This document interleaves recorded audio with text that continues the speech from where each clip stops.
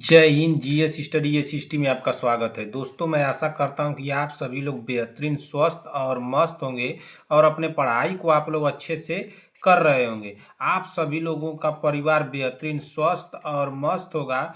आप सभी लोगों को मेरी तरफ से ढेर सारा प्यार और आपके माता पिता को मेरी तरफ से प्रणाम है। दोस्तों, आज की क्लास में हम लोग पढ़ेंगे यूपी ट्रिपल एससी एनएम महिला स्वास्थ्य कार्यकर्ता के लिए महत्वपूर्ण बहुविकल्पी प्रश्नों को। और महिला स्वास्थ्य कार्यकर्ता की हमारी दूसरी क्लास है, जिसमें कि सारे क्वेश्चन हमारे कैसे होंगे, ऑब्जेक्टिव होंगे, यानी कि बहुविकल्पी होंगे। दोस्तों, आप किसी भी एनएम की तैयारी कर रहे हैं, किसी भी स्टेट की एनएम की तैयारी कर रहे हैं, या आप बिहार एनएम की तैयारी कर रहे हैं, या आप राजस्थान एनएम की तैयारी कर रहे हैं, या आप हरियाणा एनएम की तैयारी कर रहे हैं, तो आप किसी भी एनएम की या यूपी एनएम की आप तैयारी कर रहे हैं, तो ये आप लोगों को जो क्वेश्चन पूछे जाते हैं इस स्टेट में एनएम के लिए, वो सारे क्वेश्चन आप लोगों को इस क्लास में देखने को मिलेंगे। तो चलिए देर न करते हुए आज की मोटिवेशन के साथ इस क्लास को हम लोग शुरू करेंगे और देखते हैं कि आज का हमारा मोटिवेशन क्या है। तो आज का हमारा मोटिवेशन है कि हारना सबसे बड़ी विफलता नहीं है। क्या दोस्तों? हारना सबसे बड़ी विफलता नहीं है, कोशिश न करना ही सबसे बड़ी विफलता है। तो चलिए अब देर न करते आज की क्लास को हम लोग शुरू करते हैं और देखते हैं कि हमारा पहला क्वेश्चन क्या दिया है। तो हमारा पहला क्वेश्चन दिया है क्वेश्चन नंबर 1। क्वेश्चन नंबर 1 को ध्यान से पढ़िए, क्या पूछा है। क्वेश्चन पूछ रहा है कि मानव शरीर में सर्वाधिक प्रचुर मात्रा में पाया जाने वाला तत्व है। मानव शरीर में सर्वाधिक प्रचुर मात्रा में पाया जाने वाला तत्व है, तो कौन सा है? क्या ऑप्शन ए दिया है लौह, ऑप्शन बी दिया है सोडियम, ऑप्शन सी दिया है ऑक्सीजन, ऑप्शन डी दिया है आयोडीन। हमारा राइट आंसर क्या होगा? सभी बहने कमेंट कर दें। तो हमारा राइट आंसर हो जाएगा मानव शरीर में सर्वाधिक प्रचुर मात्रा में पाए जाने वाला जो तत्व है ऑक्सीजन है। क्या है? ऑक्सीजन। इसलिए हमारा राइट आंसर क्या हो जाएगा? यहाँ पे ऑप्शन नंबर सी होगा। क्या होगा? ऑप्शन नंबर सी होगा। ठीक, यहाँ पे देखिए क्या दिया, ए दिया है ना, ए पे क्या दिया? लौह दिया है। तो लौह के बारे में थोड़ा जान लेते हैं। ऑप्शन नंबर ए पे क्या हम लोग का दिया है? लौह ना। तो लौह के बारे में थोड़ा हम जान लेते हैं। लौह को हम लोग क्या बोलते हैं? लोहा। इसी को क्या बोलते हैं? लोहा। यानी इसको क्या बोलते हैं? आयरन बोलते हैं। क्या बोलते हैं? आयरन बोलते हैं। ठीक ना, आयरन, आयरन। ठीक ना, आयरन को हम लोग किससे प्रदर्शित करते हैं? तो आयरन को हम लोग एफ ई से प्रदर्शित करते हैं। किससे प्रदर्शित करते हैं? एफ ई से प्रदर्शित करते हैं। ठीक ना। और इसमें हम लोग क्या जान सकते हैं, बताइए जल्दी से। इसमें कुछ हम लोग जान सकते हैं। यह शरीर में लगभग कितनी मात्रा में पाया जाता है? तो यह शरीर में लगभग कितना पाया जाता है? तो लगभग 3 से 4 ग्राम ना, 3 से 4 ग्राम। ठीक ना, 3 से 4 ग्राम ही पाया जाता है। कितना पाया जाता है? 3 से 4 ग्राम ही पाया जाता है। कितना पाया जाता है? 3 से 4 ग्राम पाया जाता है। इसका मुख्य कार्य क्या है? जो लौह है, इसका मुख्य कार्य क्या है? तो इसका शरीर में जो कार्य है, ये हीमोग्लोबिन का निर्माण करता है। किसका? हीमोग्लोबिन का। किसका निर्माण करता है? हीमोग्लोबिन ना, हीमोग्लोबिन का निर्माण करता है। ठीक ना, हीमोग्लोबिन किसका निर्माण करता है? लोहा। तो ये हीमोग्लोबिन का निर्माण करता है। ठीक ना। ये करता क्या? ये रक्त में ऑक्सीजन ले जाने का काम करता है। क्या करता है? यह रक्त में, ठीक ना, यह रक्त में ऑक्सीजन, ठीक ना, रक्त में ऑक्सीजन ले जाने का काम करता है। ठीक ना, रक्त में ऑक्सीजन ले जाने का काम करता है। कौन करता है? तो आयरन यानी लौह करता है। ठीक ना। अच्छा, इसके कमी होने से क्या हो जाएगा? अगर इसकी लौह की कमी हो जाएगी, यानी लोहे की कमी हो जाएगी, आयरन की कमी हो जाएगी हमारे शरीर में, तो क्या होगा? बताइए जल्दी से। अगर हमारे शरीर में लोहे की कमी हो जाएगी तो क्या होगा? तो एनीमिया हो जाएगा। क्या हो जाएगा? एनीमिया। ठीक ना, एनीमिया। इसको हम लोग क्या बोलते हैं? रक्ताल्पता। क्या बोलते हैं? रक्ताल्पता। क्या बोलते हैं? रक्ताल्पता ना, इसको क्या बोलते हैं? रक्ताल्पता। और क्या हो सकता है? कमजोरी हो जाएगी। ठीक ना, क्या हो जाएगी? कमजोरी। ठीक ना, कमजोरी। इसके साथ साथ क्या होगा? थकान होता है। ठीक ना, थकान थकान होता है। ठीक ना।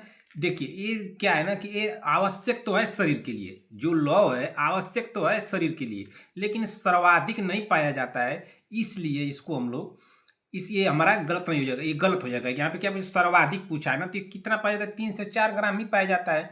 तो 3 से 4 ग्राम ही पाया जाता है, यानी कि कितना पाया जाता है, इस तरह से आप जान लीजिए यह कितना पाया जाता है। तो यह 0.006% कितना पाया जाता है, 6% ना। इसको किससे प्रदर्शित करते हैं, तो इसको Fe से प्रदर्शित करते हैं। ठीक, इतना क्लियर हो गया। यहाँ पे क्या दिया, सोडियम। सोडियम के बारे में जान लेते हैं कि सोडियम कितना प्रतिशत पाया जाता है या कितना पाया जाता है भाई। तो सोडियम को देखिए यहाँ पे नीचे आप लोगों को बता दे रहा हूँ, सोडियम, ठीक ना। सोडियम, सोडियम के बारे में थोड़ा सा जान लीजिए। सोडियम ना, सोडियम, सोडियम, ठीक ना, सोडियम, सोडियम, ठीक ना, सोडियम। सोडियम को हम लोग किससे प्रदर्शित करते हैं, तो सोडियम को हम लोग प्रदर्शित करते हैं Na से। किससे प्रदर्शित करते हैं, Na से। सोडियम को किससे प्रदर्शित करते हैं, Ne से। यह क्या है, यह एक मुख्य इलेक्ट्रोलाइट है। क्या है, यह एक मुख्य इलेक्ट्रोलाइट है। क्या है, इलेक्ट्रो ना, इलेक्ट्रोलाइट। क्या है, ये मुख्य रूप से एक इलेक्ट्रोलाइट है। ठीक, क्लियर हो गया। इसका कार्य क्या है, इसके कार्य के बारे में, सोडियम के बारे में जान लेते हैं। इसका कार्य क्या है, यह शरीर में जल का संतुलन बनाए रखता है। क्या करता है, शरीर में जो है ना, शरीर में क्या करता है, रुक जाइए थोड़ा सा समझ लूंगा। यह शरीर में क्या करता है, शरीर में जल ना, शरीर में जल का संतुलन बनाए रखता है। संतुलन ना, जल में, शरीर में जल का संतुलन बनाए रखता है। ठीक ना, बनाए रखता है। शरीर में जल का संतुलन बनाए रखता है। ठीक ना, इसका कार्य यही हो गया। ठीक, और क्या करता है, यह रक्त कोशिकाओं को बाहर पाया जाता है। पाया कहाँ जाता है, रक्त कोशिकाओं के बाहर पाया जाता है। ठीक ना, ये जो सोडियम है कहाँ पाया जाता है, रक्त कोशिका ना, रक्त कोशिकाओं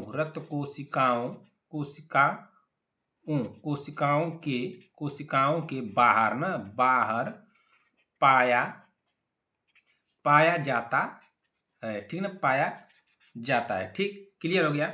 बी हो गया। सी नंबर पर देखिए यहाँ पे क्या दिया है, थोड़ा सा देखिए यहाँ पे सी नंबर पर क्या दिया, ऑक्सीजन।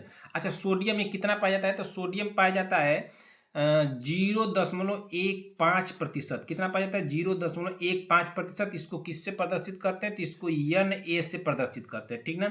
ऑक्सीजन कितना पाया जाता है, तो ऑक्सीजन को यहीं पे जान लीजिए, ये 65% पाया जाता है। कितना 65 पाया जाता है, इसलिए अधिक हुआ है ना। मानव शरीर में सर्वाधिक प्रचुर मात्रा में पाया जाने वाला तत्व जो है, तो ऑक्सीजन 65% पाया जाता है। लेकिन ये लौ जो पाया जाता है 3 से 4 ग्राम ही पाया जाता है, यानी 0.006% पाया जाता है। यह सोडियम कितना पाया जाता है, 0.15% पाया जाता है। ऑक्सीजन कितना पाया जाता है, 65% पाया जाता है। और सोडियम, आयोडीन कितना पाया जाता है, तो आयोडीन पाया जाता है 0.00004% ना, इतना ही पाया जाता है आयोडीन। ठीक ना, 4%। ठीक, अच्छा, इसको ऑक्सीजन को किससे प्रदर्शित करते हैं, जल्दी से बताइए। तो ऑक्सीजन को O से प्रदर्शित करते हैं। ठीक, अच्छा, आयोडीन को किससे प्रदर्शित करते हैं, तो इसको I से प्रदर्शित करते हैं। अब लौ के बारे में आप लोग को बता दिया, सोडियम के बारे में आप लोग जान गई। ऑक्सीजन के बारे में थोड़ा सा हम लोग जान लेते हैं। ऑक्सीजन के बारे में थोड़ा सा जान लेते हैं। ठीक ना, पीछे मैं आप लोगों को बता दे रहा हूँ, वहीं पर देख लीजिए।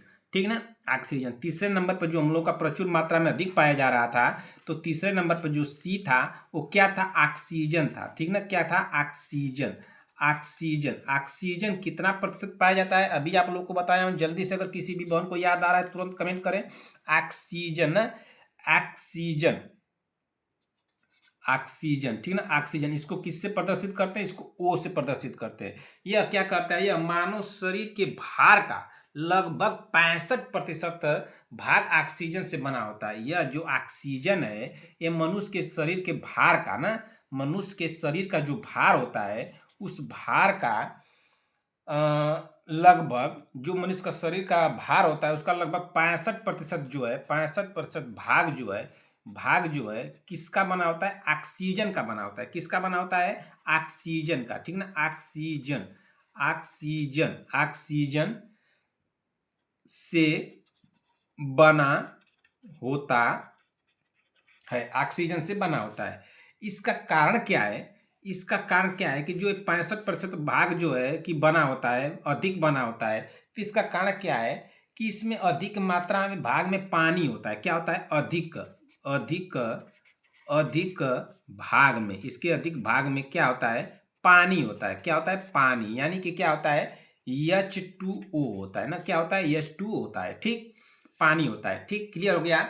अब देखिए पानी में क्या होता है कि ऑक्सीजन की मात्रा अधिक होती है, पानी में जो होती है कि ऑक्सीजन की मात्रा अधिक होती है। इसका कार्य क्या है, तो ऊर्जा उत्पादन करना। इसका कार्य क्या है, ऑक्सीजन का कार्य क्या है, ऊर्जा उत्पादन करना, ऊर्जा उत्पादन न उत्पादन, ऊर्जा उत्पादन करना, ठीक ना। इसका कार्य क्या है, ऊर्जा उत्पादन करना, ठीक, क्लियर हो गया, ऊर्जा उत्पादन करना, यानी कि एटीपी बनाना, क्या बनाना, एटीपी, एटीपी बनाना, क्लियर हो गया यहाँ पे, ठीक ना, क्लियर हुआ, ठीक ना, किसी बहन को कोई दिक्कत तो नहीं हो रहा है। अब लास्ट वाला हम लोग को क्या बचा था बहन, लास्ट वाला जो बचा था आयोडीन ना, आयोडीन, आयोडीन के बारे में थोड़ा सा हम लोग जान लेते हैं। पीछे देखिए यहाँ पे इस जगह नहीं है, इसलिए स्पेस नहीं है, इसलिए पीछे आप लोगों को बता दे रहा हूँ, ठीक ना, पिछले पेज पे। तो यहाँ पे डी नंबर पर हम लोग का क्या था बहन, तो डी नंबर पर जो था आयोडीन था, क्या था, आयोडीन ना, आयोडीन, आयोडीन, ठीक ना, आयोडीन, आयोडीन क्या है, आयोडीन ना, आयोडीन, आयोडीन को हम लोग किससे प्रदर्शित करते हैं, तो आयोडीन को हम लोग आई से प्रदर्शित करते हैं, किससे प्रदर्शित करते हैं, आई से प्रदर्शित करते हैं, ठीक, क्लियर हो गया। यह क्या है कि बहुत सूक्ष्म मात्रा में पाया जाता है, आयोडीन जो है शरीर में बहुत सूक्ष्म ना, सूक्ष्म सूक्ष्म मात्रा में पाया जाता है, शरीर में क्या पाया जाता है, बहुत सूक्ष्म मात्रा में पाया पाया जाता है, ठीक ना, पाया जाता है, ठीक ना।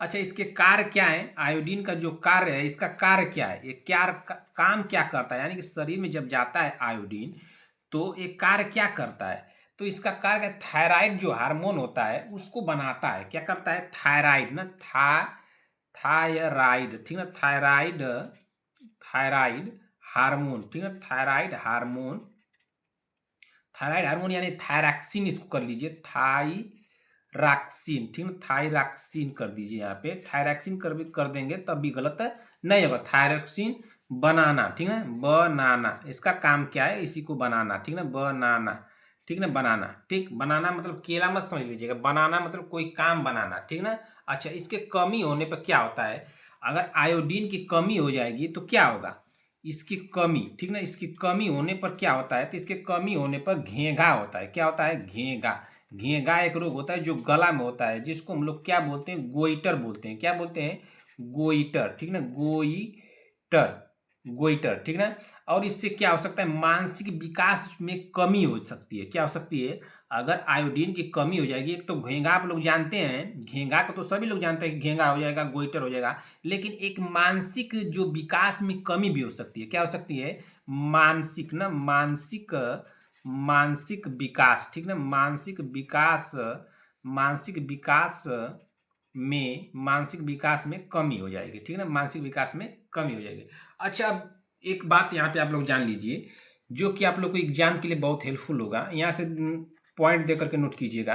जैसे शरीर में सर्वाधिक तत्व तो कौन सा पाया जाता है, शरीर में जो है, शरीर में सर्वाधिक ना, सर्वाधिक, सर्वाधिक, सर्वाधिक तत्व, तत्व कौन पाया जाता है, तो ऑक्सीजन पाया जाता है, कितना पाया जाता है, ऑक्सीजन, ठीक ना, ऑक्सीजन, ऑक्सीजन, ऑक्सीजन कितना पाया जाता है, तो 65% पाया जाता है, कितना प्रतिशत पाया जाता है, 65% पाया जाता है। इसको किससे प्रदर्शित करते हैं, तो इसको ओ से प्रदर्शित करते हैं, ठीक, क्लियर हो गया। दूसरे नंबर पर एक पाया जाता है जो इससे थोड़ा सा कम होता है, वो क्या पाया जाता है, कार्बन पाया जाता है, क्या पाया जाता है, कार्बन, कार्बन कितना प्रतिशत पाया जाता है, तो कार्बन 18% पाया जाता है, कितना प्रतिशत पाया जाता है, 18%। इसको किससे प्रदर्शित करते हैं, कार्बन को, तो कार्बन को सी से प्रदर्शित करते हैं, किससे प्रदर्शित करते हैं, सी से। एक तीसरा नंबर पर जान लीजिए जो कि एग्जाम के लिए आप लोगों को हेल्पफुल होगा, कार्बन के बाद आप लोगों को क्या पाया जाता है, हाइड्रोजन, हाइड्रोजन, ठीक ना, हाइड्रोजन, तो हाइड्रोजन कितना प्रतिशत पाया जाता है, तो 10% पाया जाता है, कितना प्रतिशत, 10%। हाइड्रोजन को किससे प्रदर्शित करते हैं, तो एच से प्रदर्शित करते हैं, ठीक। एक और जान लीजिए इससे थोड़ा सा कम होता है, नाइट्रोजन, हाइड्रोजन के बाद नाइट्रोजन, ठीक ना, नाइट्रोजन, तो नाइट्रोजन कितना प्रतिशत पाया जाता है, तो नाइट्रोजन 3% पाया जाता है, और नाइट्रोजन को किससे प्रदर्शित करते हैं, तो यन से प्रदर्शित करते हैं, ठीक, क्लियर हो गया। किसी भी बहन का दिक्कत तो नहीं है। क्वेश्चन क्या था बहन, क्वेश्चन पूछा है कि क्वेश्चन को दोबारा से देख लीजिए। क्वेश्चन पूछ रहा है कि मानव शरीर में सर्वाधिक प्रचुर मात्रा में पाया जाने वाला तत्व है, तो सर्वाधिक मात्रा में पाए जाने वाला तत्व जो ऑक्सीजन है, कितना प्रतिशत पाया जाता है? 65% पाया जाता है। इसको किससे प्रदर्शित करते हैं? ओ से प्रदर्शित करते हैं। ये ऑप्शन ए दिया है लौह, जिसको लोहा बोलते हैं, आयरन बोलते हैं। यह कितना प्रतिशत पाया जाता है? तो बहुत 3 से 4 ग्राम पाया जाता है, यानी 0.006% ये पाया जाता है। इसको किससे प्रदर्शित करते हैं? लौह को एफ ई से प्रदर्शित करते हैं। सोडियम, सोडियम कितना प्रतिशत पाया जाता है? तो 0.15% पाया जाता है। इसको एन ए से प्रदर्शित करते हैं। आयोडीन, आयोडीन को किससे प्रदर्शित करते हैं? तो आई से प्रदर्शित करते हैं। यह कितना पाया जाता है? बहुत सूक्ष्म कम मात्रा में पाया जाता है, 0.00004% पाया जाता है। ठीक, क्लियर हो गया। चलिए अगले क्वेश्चन में चलते हैं बहन। कोई भी दिक्कत होगा बहन, कोई भी डाउट होगा, तुरंत कमेंट करके सारी बहनें हमको कमेंट करेंगी और पूछेंगी कि सर मुझे इस क्वेश्चन में दिक्कत है, इस क्वेश्चन में डाउट है, आप दोबारा से बताइए, मैं बताने की पूरी कोशिश करूंगा बहन। क्वेश्चन नंबर 2 पे चलिए। क्वेश्चन नंबर 2 क्या पूछा है? क्वेश्चन नंबर 2 पूछ रहा है कि गर्भावस्था की सामान्य अवधि कितनी होती है? ऑप्शन ए दिया है 36 सप्ताह, ऑप्शन बी दिया है 38 सप्ताह, ऑप्शन सी दिया है 40 सप्ताह, ऑप्शन डी दिया है 42 सप्ताह। हमारा राइट आंसर क्या होगा? सभी बहनें कमेंट कर दें। जिस भी बहन को इस क्वेश्चन का आंसर आ रहा है आप कमेंट कीजिए। गर्भावस्था की सामान्य अवधि कितनी होती है? तो गर्भावस्था की सामान्य अवधि होती है 40 सप्ताह। सामान्य पूछा, इसको ध्यान दीजिएगा। सामान्य अवधि कितनी होती है? तो 40 सप्ताह होती है। हमारा राइट आंसर हो जाएगा यहाँ पे ऑप्शन नंबर सी हो जाएगा। क्या हो जाएगा? ऑप्शन नंबर सी हो जाएगा। ठीक है ना। ऑप्शन नंबर ए क्या दिया है? ए पूछा क्या है क्वेश्चन कि गर्भावस्था की सामान्य अवधि कितनी होती है? तो सामान्य अवधि इसको लगाना है 40 सप्ताह ऑप्शन के थ्रू। ठीक, 36 सप्ताह जो दिया है option number A, option number A पे क्या दिया है? 36 सप्ताह। इसको थोड़ा सा हम लोग जान लेते हैं 36 सप्ताह को। 36 सप्ताह क्यों नहीं हुआ? ठीक, 36 सप्ताह दिया तो 36 सप्ताह क्यों नहीं हुआ? 36 सप्ताह को प्री टर्म यानी अपूर्ण अवधि माना जाता है। 36 सप्ताह जो है इसको क्या माना जाता है बहन? 36 सप्ताह को इसको बोला जाता है कि प्री टर्म है। क्या है?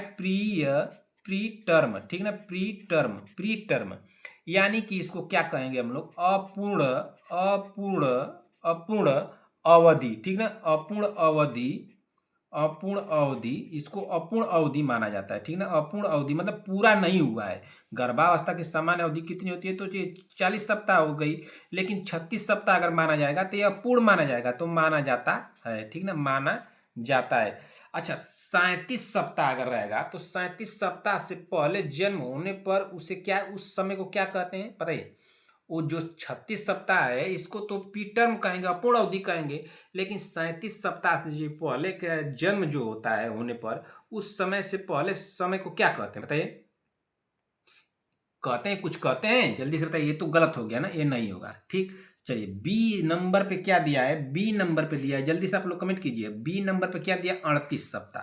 38 सप्ताह के बारे में थोड़ा सा जान लेते हैं। 38 सप्ताह ना, 38 सप्ताह।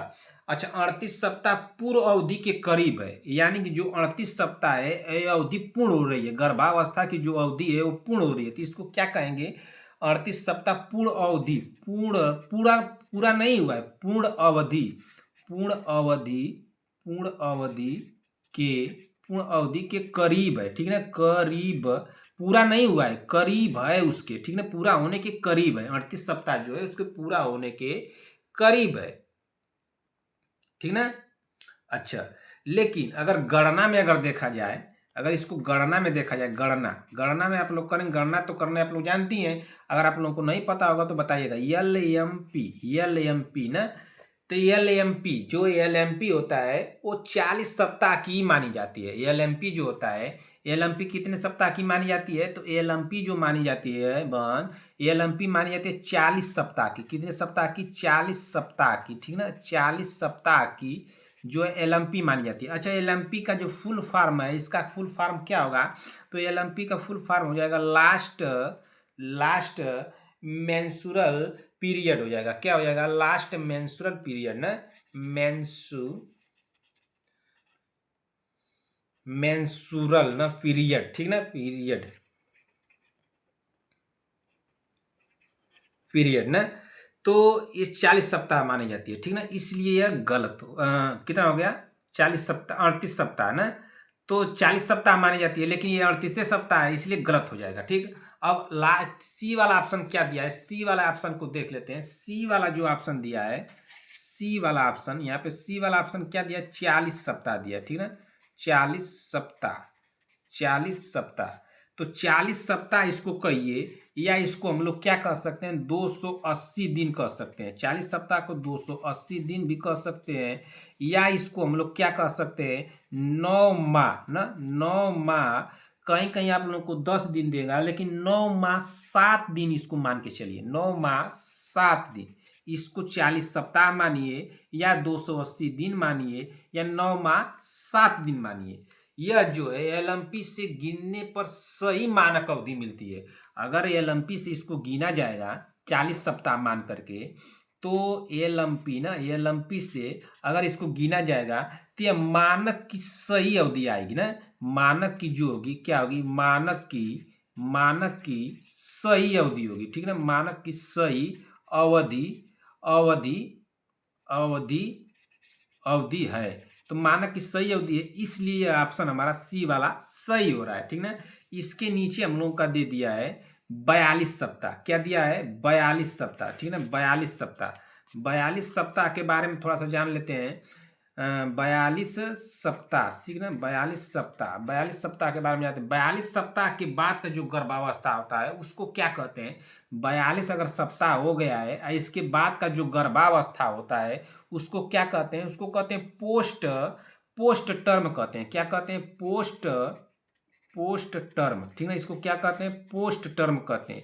आइए जो 36 सप्ताह तक प्री टर्म कहते हैं, अपूर्ण अवधि, इसको कहते हैं पोस्ट टर्म कहते हैं, ठीक ना, पोस्ट टर्म कहते हैं। यह सामान्य अवधि नहीं है, जो है यह अवधि है जो सामान्य अवधि नहीं है। यहाँ पे पूछा क्या है, सामान्य अवधि पूछा है, तो सामान्य अवधि हमारा 40 हुआ है। लेकिन जो अगर ये 42 सप्ताह हो जाएगा तो सामान्य अवधि नहीं होगा, इसको पोस्ट टर्म कहेंगे।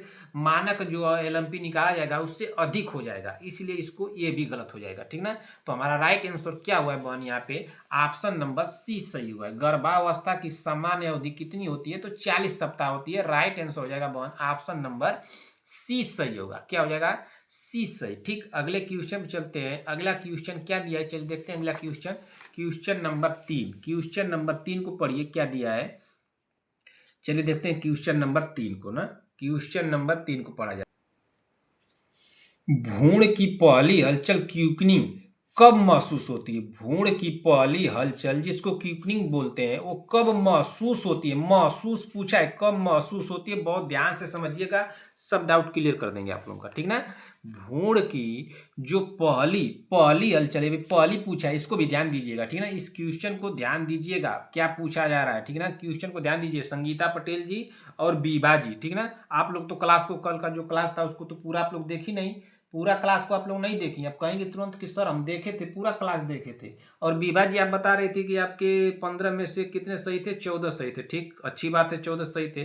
क्या मैं कोई होमवर्क दिया था, होमवर्क दिया था, होमवर्क तो आप नहीं की, क्यों नहीं की। अब कान ऐठ के आप लोगों को लग रहा है कि मारना पड़ेगा भाई, ठीक है। तो गलत बात है बहन, आप लोग ऐसा गलती मत कीजिए। संगीता पटेल जी आप तो पढ़ने में अच्छी हैं बहन, आप ऐसा गलती क्यों कर रही हैं। ऐसा गलती कोई लोग ना करे, ठीक ना। आप लोग भी बहुत समय ध्यान से पढ़ते चलिए, सारे डाउट आप लोगों को क्लियर करते चलूंगा, ठीक ना।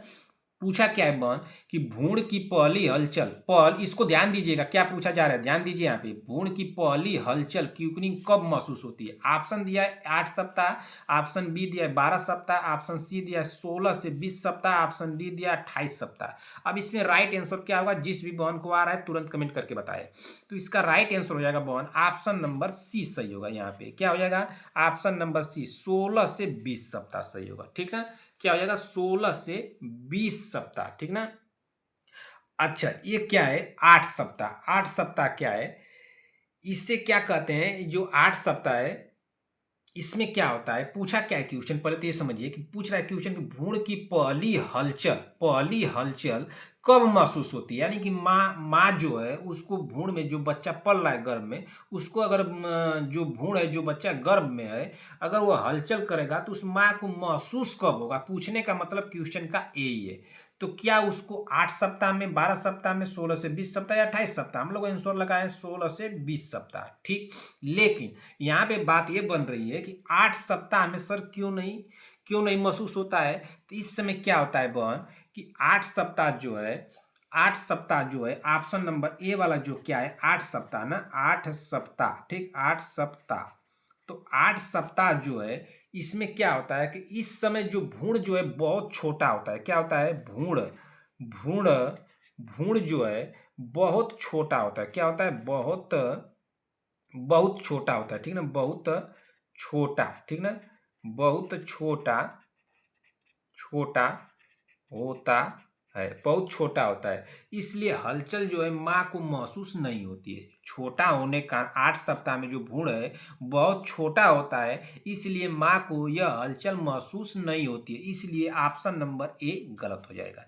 Option number B, option number B क्या दिया है? 12 सप्ताह। क्या दिया है बहन? 12 सप्ताह, ठीक ना, 12 सप्ताह। 12 सप्ताह के बारे में थोड़ा सा जान लेते हैं कि 12 सप्ताह वाला क्यों नहीं से होगा। तो इसमें हलचल शुरू हो सकती है पर महसूस नहीं होती है। जो 12 सप्ताह है इस समय क्या होता है कि इस समय 12 सप्ताह में हलचल तो शुरू होती है, हलचल हलचल जो है हलचल शुरू हो सकती है, ठीक ना, होती नहीं है, हो सकती है, शुरू हो सकती है, ठीक है। हलचल शुरू हो सकती है, लेकिन लेकिन क्या है? लेकिन महसूस नहीं होती है, महसूस नहीं होती है, महसूस नहीं होती। यहाँ पे पूछा क्या है कि महसूस कब होती है, कब महसूस होती है। 12 सप्ताह में तो देखिए, 8 सप्ताह में इसलिए नहीं होगा कि भ्रूण बहुत छोटा होता है, ठीक। 12 सप्ताह क्यों नहीं होगा? क्योंकि इसमें हलचल शुरू हो सकती है लेकिन महसूस नहीं होती है, या हलचल शुरू हो जाती है लेकिन महसूस नहीं होती है, ठीक। 16 से 20 सप्ताह के बारे में थोड़ा सा जान लेते हैं कि 16 से 20 सप्ताह जो है ऑप्शन नंबर सी पे क्या दिया है? 16 से 20 सप्ताह, ठीक है ना, सप्ताह 16 से 20 सप्ताह, ठीक। इसके बारे में थोड़ा सा जानिए। 16 से 20 सप्ताह, तो 16 से 20 सप्ताह जो होता है इसमें पहली बार माँ को हलचल महसूस होता है।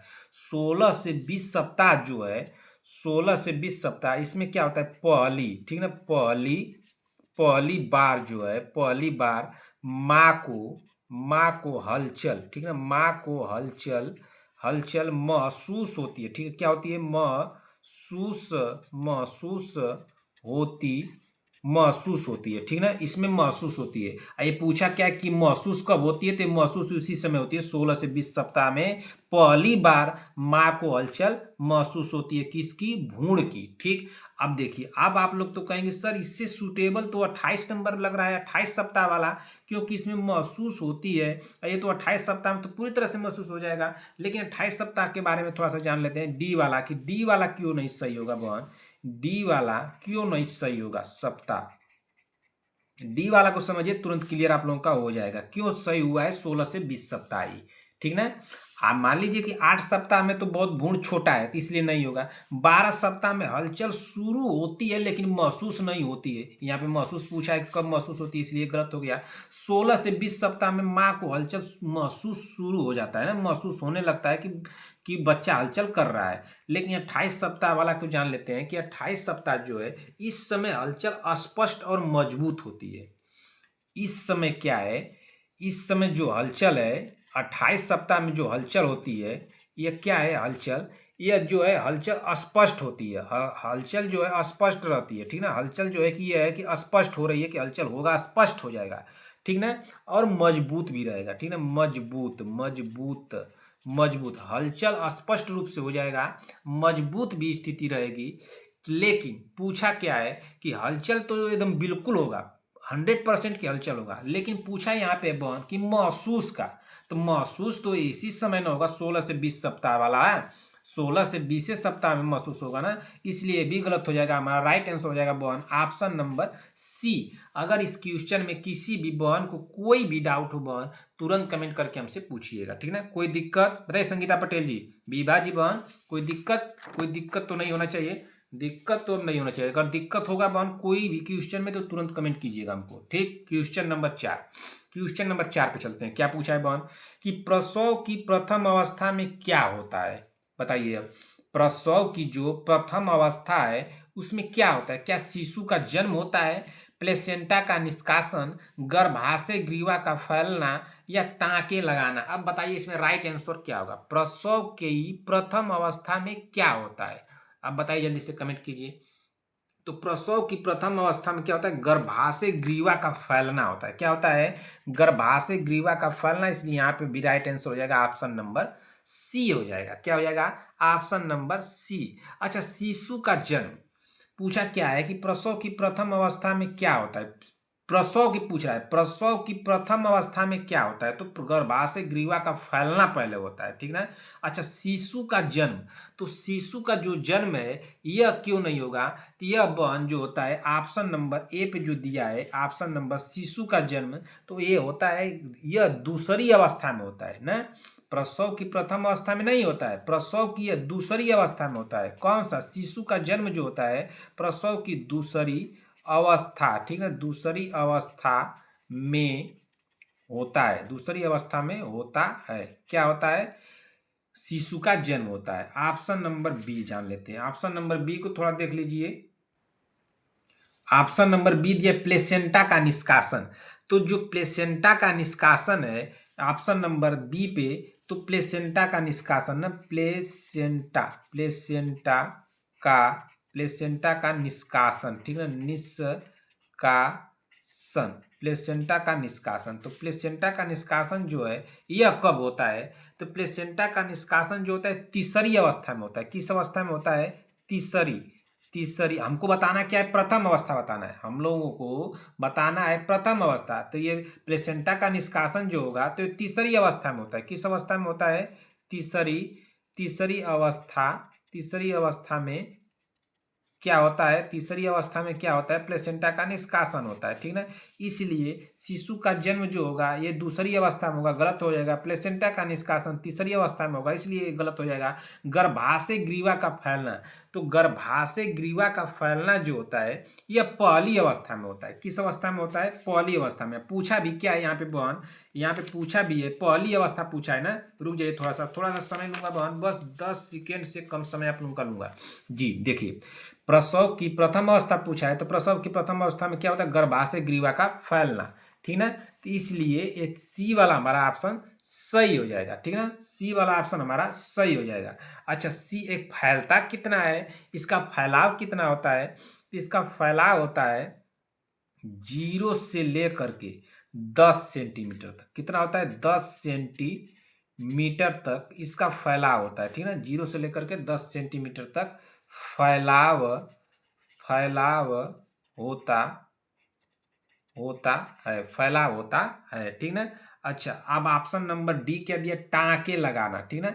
तो टाँके लगाना वाला जो ऑप्शन दिया है डी वाला, क्या दिया है, टाँके, टाँके, टाँके लगाना, ठीक ना, टाँके लगाना। तो टाँके लगाना वाला ये स्थिति कौन सी होती है, तो यह जो होती है प्रसव के बाद की प्रक्रिया होती है। कब होती है बहन, यह प्रसव ना, के प्रसव के बाद की प्रक्रिया, प्रसव के बाद की प्रक्रिया क्या होती है, प्रक्रिया होती होती है। इसलिए ए बी हमारा गलत हो जाएगा। यहाँ पे पूछा क्या कि प्रथम अवस्था पूछा है ना, पूछा है तो हम लोगों का प्रथम अवस्था, तो प्रथम अवस्था हम लोग बताएंगे। तो प्रथम अवस्था देखिए, शिशु का जन्म जो होता है एक कब होता है, दूसरी अवस्था में होता है। प्लेसेंटा का निष्कासन तीसरी अवस्था में होता है। गर्भाशय ग्रीवा का फैलना पहली अवस्था में होता है। टाँके लगाना ये लास्ट स्टेज होता है, ठीक ना। ये अंतिम प्रक्रिया होती है, प्रसव के बाद की प्रक्रिया होती है। इसलिए ए बी ऑप्शन हमारा गलत हो जाएगा। ठीक, चलिए अगले क्वेश्चन। सारे डाउट क्लियर हुए आप लोगों के, कोई भी दिक्कत होगा बहन कमेंट करके पूछिएगा। 4 नंबर हो गया, 5वें नंबर पे चलते हैं। चलिए 5वां नंबर देख लेते हैं। 5वां नंबर क्या है, 5वां नंबर क्वेश्चन पूछ रहा है कि मलेरिया किसके द्वारा फैलता है। बहुत ही आसान क्वेश्चन है, जल्दी से बता दीजिए। क्या एडिज मच्छर द्वारा, क्यूलेक्स मच्छर द्वारा, एनोफिलीज मच्छर द्वारा या घरेलू मक्खी के द्वारा। तो मलेरिया किसके द्वारा फैलता है ना, क्वेश्चन पूछा यही है। तो मलेरिया जो फैलता है एनोफिलीज मच्छर द्वारा फैलता है। किसके द्वारा फैलता है, एनोफिलीज मच्छर द्वारा। ऑप्शन नंबर सी सही होगा। क्या हो जाएगा, ऑप्शन नंबर सी।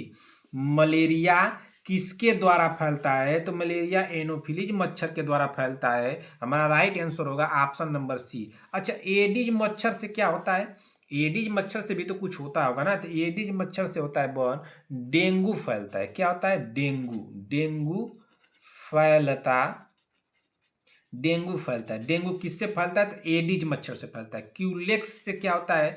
तो क्यूलेक्स जो मच्छर है इससे फाइलेरिया फैलता है। क्या होता है? Filaria, filaria, filaria, filaria, filaria फैलता, फाइलेरिया फैलता है, ठीक है ना? किससे? तो क्यूलेक्स से। एनोफिलिस से क्या होता है? मलेरिया होता है। ठीक, घरेलू मक्खी के बारे में थोड़ा सा जान लेते हैं कि घरेलू मक्खी से क्या होता है भाई। तो घरेलू मक्खी से दस्त होता है। क्या होता है? दस्त ना, दस्त समस्या देखने को मिलेगी। और पेचिस ना, क्या होगा? पेचिस, पेचिस हो जाएगा। और इसमें क्या हो सकता है? जैसे कि इसमें हो सकता है हैजा, ठीक ना, पेचिस, हैजा। और क्या आप लोगों को देखने को मिलेगा? टाइफाइड बुखार, टाइफाइड, टाइफाइड, टाइफाइड, टाइफाइड बुखार किससे फैलता है? बताइए जल्दी से, घरेलू मक्खी से फैलता है टाइफाइड बुखार, ठीक है, टाइफाइड बुखार, टाइफाइड बुखार हो गया। और क्या हो सकता है इससे? घरेलू मक्खी से आंखों का संक्रमण होता है ना, आंखों के संक्रमण, आंखों, आंखों, आंखों के संक्रमण भी इससे, घरेलू मक्खी से हो सकता है ना, आंखों के संक्रमण, ठीक ना, क्लियर हो गया। तो हमारा राइट आंसर क्या होगा? मलेरिया किससे के द्वारा फैलता है? तो मलेरिया एनोफिलीज मच्छर के द्वारा फैलता है। हमारा राइट आंसर होगा ऑप्शन नंबर सी। एडिज मच्छर से क्या फैलता है? तो डेंगू होता है। क्यूलेक्स मच्छर से क्या होता है? फाइलेरिया होता है। घरेलू से मक्खी से क्या हो सकता है? तो दस्त, पेचिस, हैजा, टाइफाइड बुखार, आंखों का संक्रमण। तो इतनी सारी समस्याएं हो सकती हैं। सारा डाउट क्लियर हुआ? कोई भी दिक्कत होगा कमेंट करके हमसे पूछिएगा। क्वेश्चन नंबर 6 पे चलते हैं। क्वेश्चन नंबर 6 को पढ़िए। टाइफाइड में शरीर का कौन सा भाग प्रभावित होता है? जल्दी से आप लोग बता दीजिए। टाइफाइड में शरीर का कौन सा भाग प्रभावित होता है? तो टाइफाइड में क्या फुफ्फुस, आंत, यकृत, अग्नाशय है? तो टाइफाइड में शरीर का जो भाग प्रभावित होता है वो कौन सा होता है? आंत होता है। राइट आंसर होगा ऑप्शन नंबर सी हो जाएगा। क्या हो जाएगा? ऑप्शन नंबर सी हो जाएगा, ठीक ना। यहाँ पे क्या दिया है? फुफ्फुस दिया है। तो फुफ्फुस के बारे में थोड़ा सा जान लेते हैं। यहीं पर नोट कर दे रहा हूँ, फुफ्फुस ना, फुफ्फुस, फुफ्फुस, फुफ्फुस के बारे में थोड़ा सा जान लीजिए। यह क्या है? श्वसन प्रणाली का हिस्सा है। क्या है ये श्वसन प्रणाली का हिस्सा है। किसकी हिस्सा है? श्वसन, श्वसन, श्वसन प्रणाली, ठीक ना, श्वसन प्रणाली का, श्वसन प्रणाली का क्या है? हिस्सा है। क्या है? हिस्सा, श्वसन प्रणाली का हिस्सा है। कौन? फुफ्फुस है, ठीक ना। यह क्या होता है? यह निमोनिया जैसी बीमारियों से प्रभावित होता है। किससे?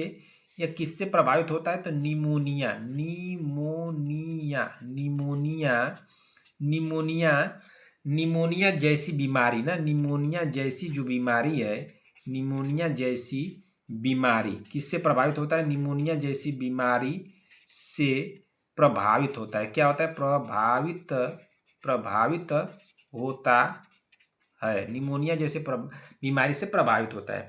यहाँ पे क्या दिया? आंत। आंत के बारे में क्या होता है कि टाइफाइड होता है ना, टाइफाइड में शरीर का कौन सा अंग प्रभावित होता है, भाग प्रभावित होता है? तो आंत प्रभावित होता है। अच्छा, टाइफाइड जो होता है ये किससे होता है? तो साल्मोनेला टाइफी किसके कारण होता है? टाइफाइड जो होता है, टाइफाइड जो होता है किसके द्वारा होता है? टाइफाइड जो होता है ये साल्मोनेला ना, किसके द्वारा होता है? Salmonella, salmonella typhi, salmonella typhi bacteria, ठीक ना, bacteria, salmonella typhi bacteria, bacteria के कारण, कारण होता है, ठीक ना, क्लियर हो गया। टाइफाइड किससे होता है? तो साल्मोनेला टाइफी नामक बैक्टीरिया से होता है, ठीक ना। टाइफाइड में कौन सा अंग प्रभावित होता है? तो आंत प्रभावित होता है। फुफ्फुस के बारे में बता दिए। चलिए, और कुछ ज़्यादा जानने की जरूरत नहीं है। अगर कुछ इसमें और जानना होगा तो कमेंट कर दीजिएगा सर, उसके बारे में बता दीजिए, ठीक ना। 6 नंबर हो गया बहन। 7वें नंबर पे चलते हैं कि हमारा 7वां नंबर क्वेश्चन क्या दिया है। चलिए 7वें नंबर को पढ़ लीजिए। 7वां नंबर को बहुत ध्यान से पढ़िएगा।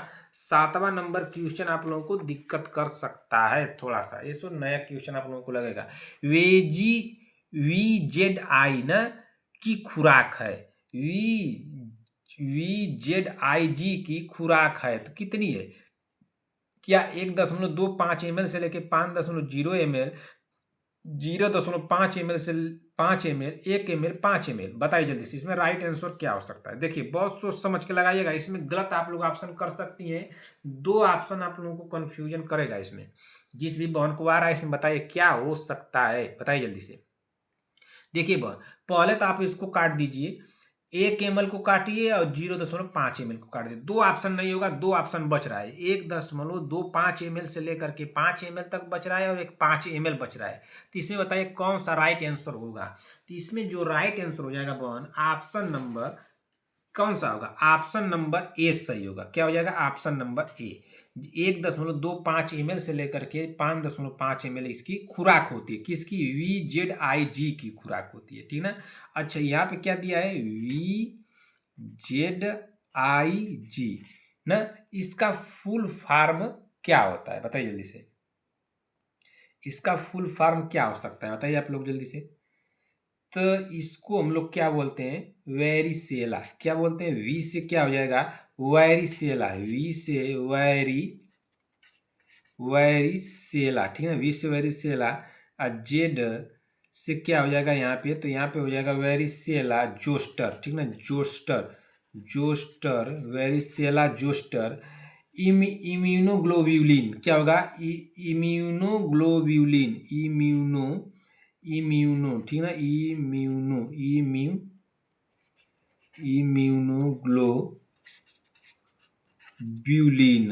इम्यूनोग्लोब्यूलिन, ठीक है, इसका फुल फॉर्म होता है। क्लियर हो गया इतना। अच्छा, यह एक प्रकार का क्या है, तैयार एंटीबॉडी होता है। क्या होता है, एक प्रकार का तैयार एंटीबॉडी होता है, जो क्या करता है, ये क्या करता है कि चेचक ना, क्या होता है, चेचक, चेचक, चेचक, चेचक यानी चिकन पॉक्स ना, चिकन पॉक्स ना, ठीक ना, चिकन पॉक्स, चिकन पॉक्स के संक्रमण के बचाव के लिए दिया जाता है। किसके बचाव के लिए दिया जाता है, चिकन पॉक्स के संक्रमण, ठीक ना, के संक्रमण के बचाव के लिए दिया जाता, ठीक ना, दिया जाता। चिकन पॉक्स का मतलब चिकन मत समझ लीजिएगा, जो क्या कहते हैं उसको, क्या कहते हैं भाई, मुर्गा, मुर्गा मुर्गी जो होता है ना, ये सब मत समझ लीजिएगा वो चिकन वाला। ये चिकन पॉक्स एक बीमारी है जिसपे शरीर पे क्या होता है, लाल चकत्ते पड़ने लगते हैं, वो वाला है चिकन पॉक्स। यहाँ पर आप चिकन पॉक्स कुछ अलग समझ लेंगे आप लोग, थोड़ा दिक्कत वाली बात है भाई। मुर्गी मुर्गा आप समझने लगे तब तो दिक्कत वाली बात है ना, चिकन पॉक्स। अच्छा यह क्या है, यह एक बात ये जान लीजिए कि जो ये आई VZIG जो है, ये पहले इसको जानिए कि पहले ये वैक्सीन नहीं है। इसको तो ये जान लीजिए कि आप लोग ये वैक्सीन, ये कोई ना सोचे कि ये वैक्सीन है, तो ये वैक्सीन नहीं है। ये तो पहले वैक्सीन नहीं है, इसको जान लिए, ठीक ना। बल्कि ये तुरंत सुरक्षा देने वाला है, ठीक ना। ये क्या करता है, तुरंत सुरक्षा देता है, ठीक ना। अच्छा ये कब दिया जाता है, इस बात को आप लोग पहले समझिए। जो VZIG है, VZIG जो है, ये कब दिया जाता है, तो ये दिया जाता है गर्भवती महिला को। किसको, गर्भवती महिला को, गर्भवती, गर्भवती, गर्भवती महिला, ठीक ना, गर्भवती महिला, गर्भवती महिला को। अच्छा गर्भवती महिला को तो दिया जाएगा, लेकिन वो भी कब दिया जाएगा गर्भवती महिला को, यदि वो चिकन पॉक्स का संपर्क हुआ हो तब। अगर इस गर्भवती महिला को या किसी चिकन पॉक्स ना या चेचक के संपर्क में आई हो तब, चेचक के संपर्क में आई है अगर, तो अगर आई हो तो तब ना, आई हो तब दिया जाता है। कब, जब कोई गर्भवती महिला हो और वो चेचक के संपर्क में आई हो किसी के, तब इसको यह VZIG वैक्सीन जो है, ये जो है ये इंजेक्शन जो है दिया जाता है, ठीक ना। अच्छा एक बात और यहाँ पे जान लीजिए कि इसको तो दिया जाता है, लेकिन नवजात शिशु को भी दिया जाता है। किसको दिया जाता है, नवजात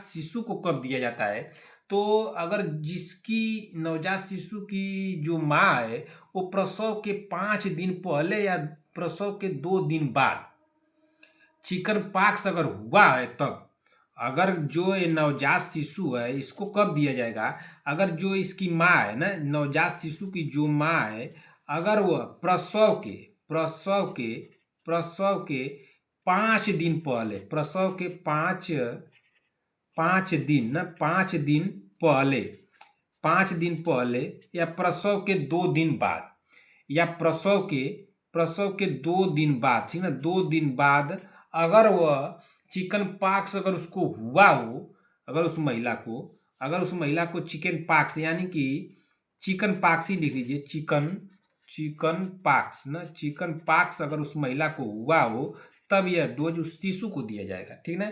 अच्छा, और यह किसको दिया जाता है, जो VZIG है, जो किसको दिया जाता है, तो ये दिया जाता है कमजोर प्रतिरक्षा वाले व्यक्ति को। किसको? कमजोर प्रतिरक्षा प्रतिरक्षा कमजोर प्रतिरक्षा वाले व्यक्ति को दिया जाता है, ठीक ना, कमजोर प्रतिरक्षा वाले व्यक्ति को दिया जाता है।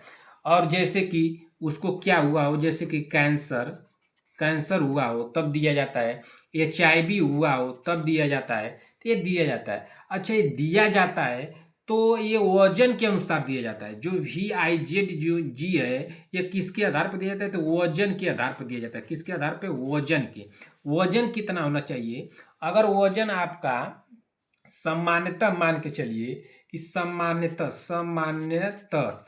वजन कितना दिया जाता है, 1.25 ml जो डोज है इसका प्रति 10 kg पे, कितना?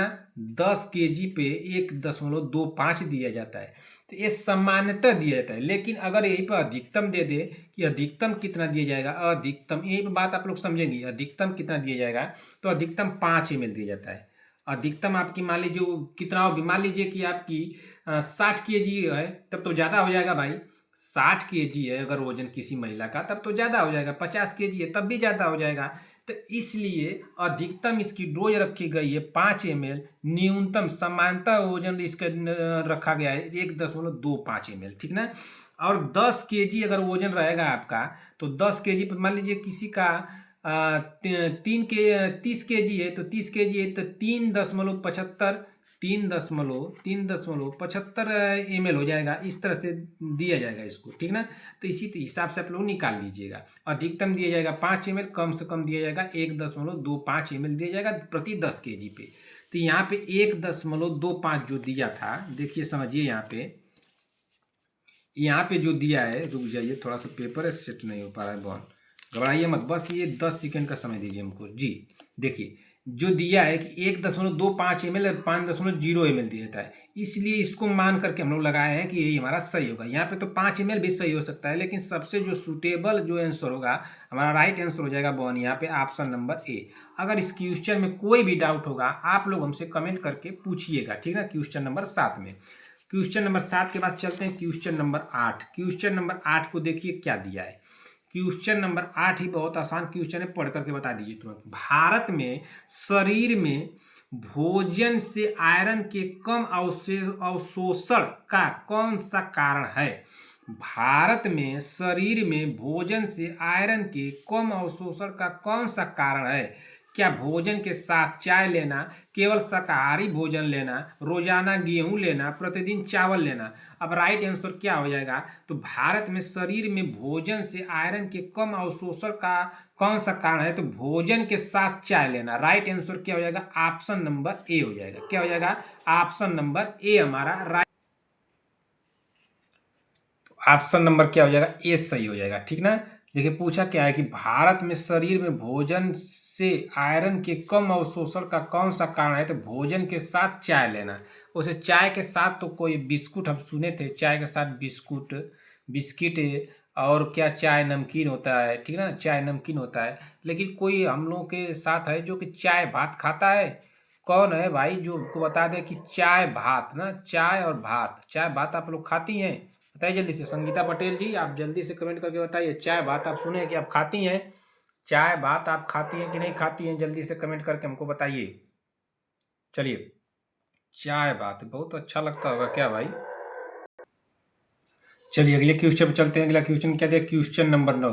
टीटेनस नामक रोग किस नाम से भी जाना जाता है? टीटेनस नामक रोग जो है उसको निम्न में से किस रोग के नाम से भी जाना जाता है? क्या गैकनी, सीगल्स, लकजा या काली खांसी? तो टीटेनस को जाना जाता है किसके? लकजा के नाम से जाना जाता है। टीटेनस को इसको आमतौर पर लकजा के नाम से भी जाना जाता है, इसलिए राइट आंसर हो जाएगा ऑप्शन नंबर सी हो जाएगा। क्या हो जाएगा? Option number C. इसमें क्या होता है कि यह जबड़े और गर्दन की मांसपेशियों में क्या होता है? जबड़े, ठीक है ना, जबड़े, जबड़े और गर्दन, ठीक है ना, जबड़े और गर्दन जो है कि मांसपेशियां जो होती हैं, जबड़े और गर्दन की मांसपेशियां, ठीक है ना, मांसपेशियां चाहे मांसपेशियों में क्या होता है?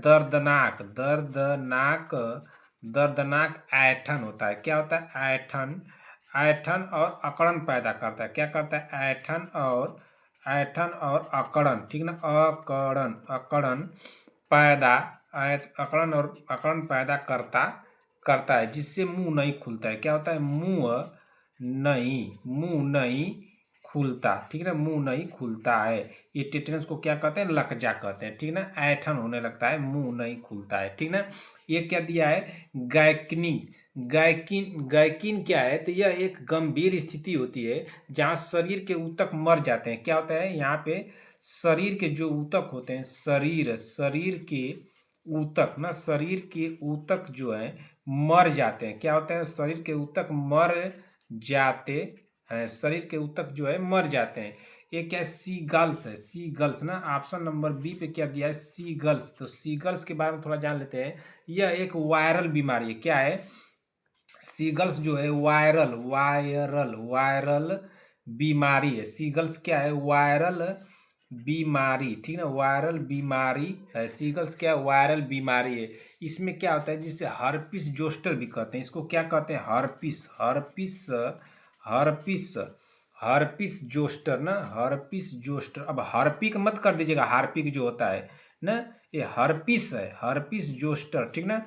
हर्पिस जोस्टर भी क्या कहते हैं? इसको सीगल्स को हर्पिस जोस्टर भी कहते कहते हैं, हर्पिस जोस्टर भी कहते हैं, ठीक ना।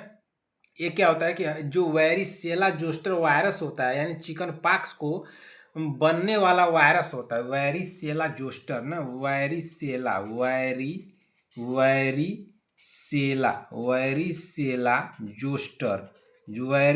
जोस्टर यानी chicken pox, pox chicken pox का कारण बनने वाला होता है। चिकन पॉक्स का कारण बनने वाला वायरस होता है, ठीक है, होता है। क्लियर हो गया? चलिए अगले क्वेश्चन चलते हैं। क्वेश्चन नंबर 10, क्वेश्चन नंबर 10 को पढ़ लीजिए। क्या दिया है? क्वेश्चन नंबर 10 हमारे दिया कि मासिक धर्म स्वच्छता दिवस कब मनाया जाता है? मासिक धर्म स्वच्छता दिवस कब मनाया जाता है? क्या 12 मई को, 28 मई को, 14 जून को या 21 जून को? तो मासिक धर्म स्वच्छता दिवस जो मनाया जाता है 28 मई को मनाया जाता है। कब मनाया जाता है? 28 मई को। हमारा राइट आंसर हो जाएगा ऑप्शन नंबर बी। अच्छा, 28 मई को ही क्यों मनाया जाता है? बात यहाँ पे है। अब बताइए कि मासिक धर्म स्वच्छता दिवस जो मनाया जाता है कब मनाया जाता है? तो 28 मई को मनाया जाता है। तो ये मासिक धर्म स्वच्छता दिवस 28 मई क्यों चुना गया? वो भी देखिए, 28 मई इसलिए चुना गया कि जो मासिक धर्म है, मासिक धर्म, इसका सर्कल पीरियड जो होता है, इसका सर्कल कितने 28 दिन पे होता है। कितने दिन पे होता है? 28 दिन पे होता है, इसलिए इसको चुना गया 28 दिन, इसको चुना गया, ठीक ना, 28 दिन चुना गया। अच्छा, ये महीना कौन सा होता है? तो देखिए, ये महीना मई का महीना ही क्यों चुना गया? 28 जो मासिक धर्म स्वच्छता दिवस मई का महीना ही क्यों चुना गया? क्योंकि मई का महीना जो होता है 5वां महीना होता है, इसलिए मई का महीना चुना गया। 5वां महीना क्यों चुना गया? क्योंकि मासिक धर्म का जो पीरियड होता है, ये किसी किसी में मासिक धर्म को जो समय चलता है 3 दिन का चलता है, किसी किसी में 2 दिन का चलता है, और अधिकतम किसी का 5 दिन तक मासिक धर्म रहता है, ठीक है ना।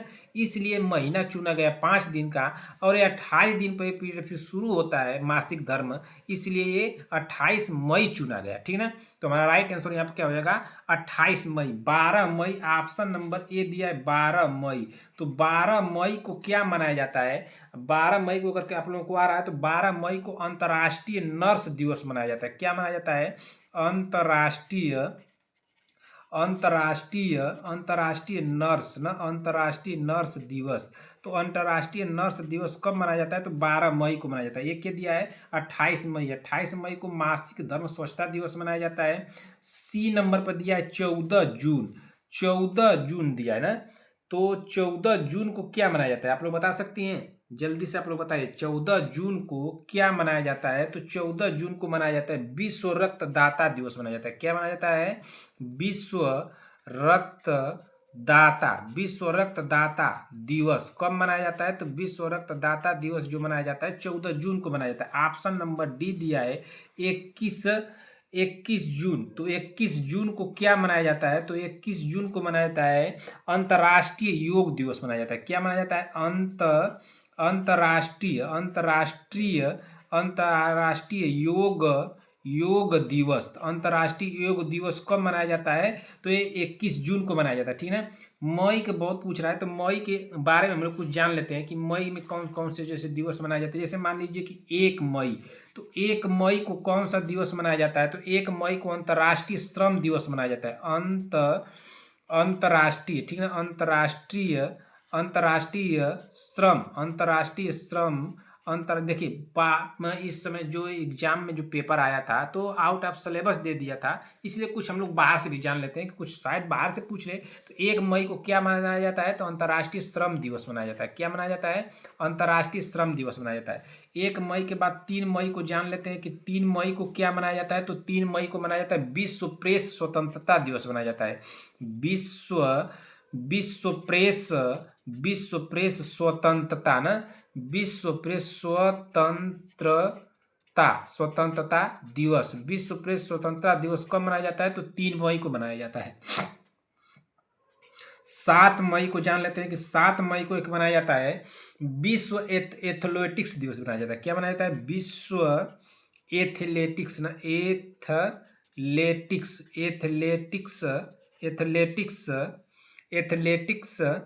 एथलेटिक्स दिवस कब मनाया जाता है, तो 7 मई को मनाया जाता है।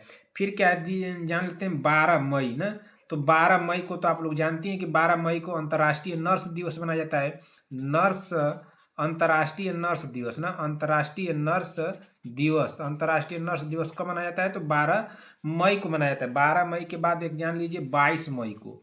22 मई को देखिए इसमें पूरा जानेंगे तो बहुत समय हो जाएगा, थोड़ा सा आप लोगों को 2-3 चीजें बता देता हूँ। 22 मई को अंतर्राष्ट्रीय जैव विविधता दिवस मनाया जाता है। क्या मनाया जाता है, अंतर्राष्ट्रीय जैव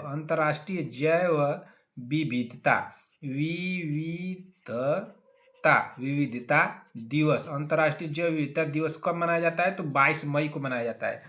और एक जान लीजिए कि 15 मई को क्या मनाया जाता है, तो अंतर्राष्ट्रीय परिवार दिवस। अंतर्राष्ट्रीय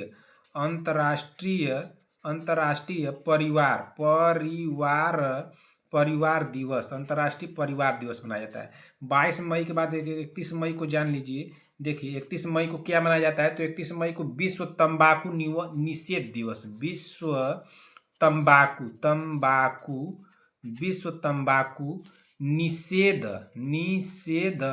निषेध दिवस कब मनाया जाता है, तो मनाया जाता है 31 मई को। क्लियर हो गया।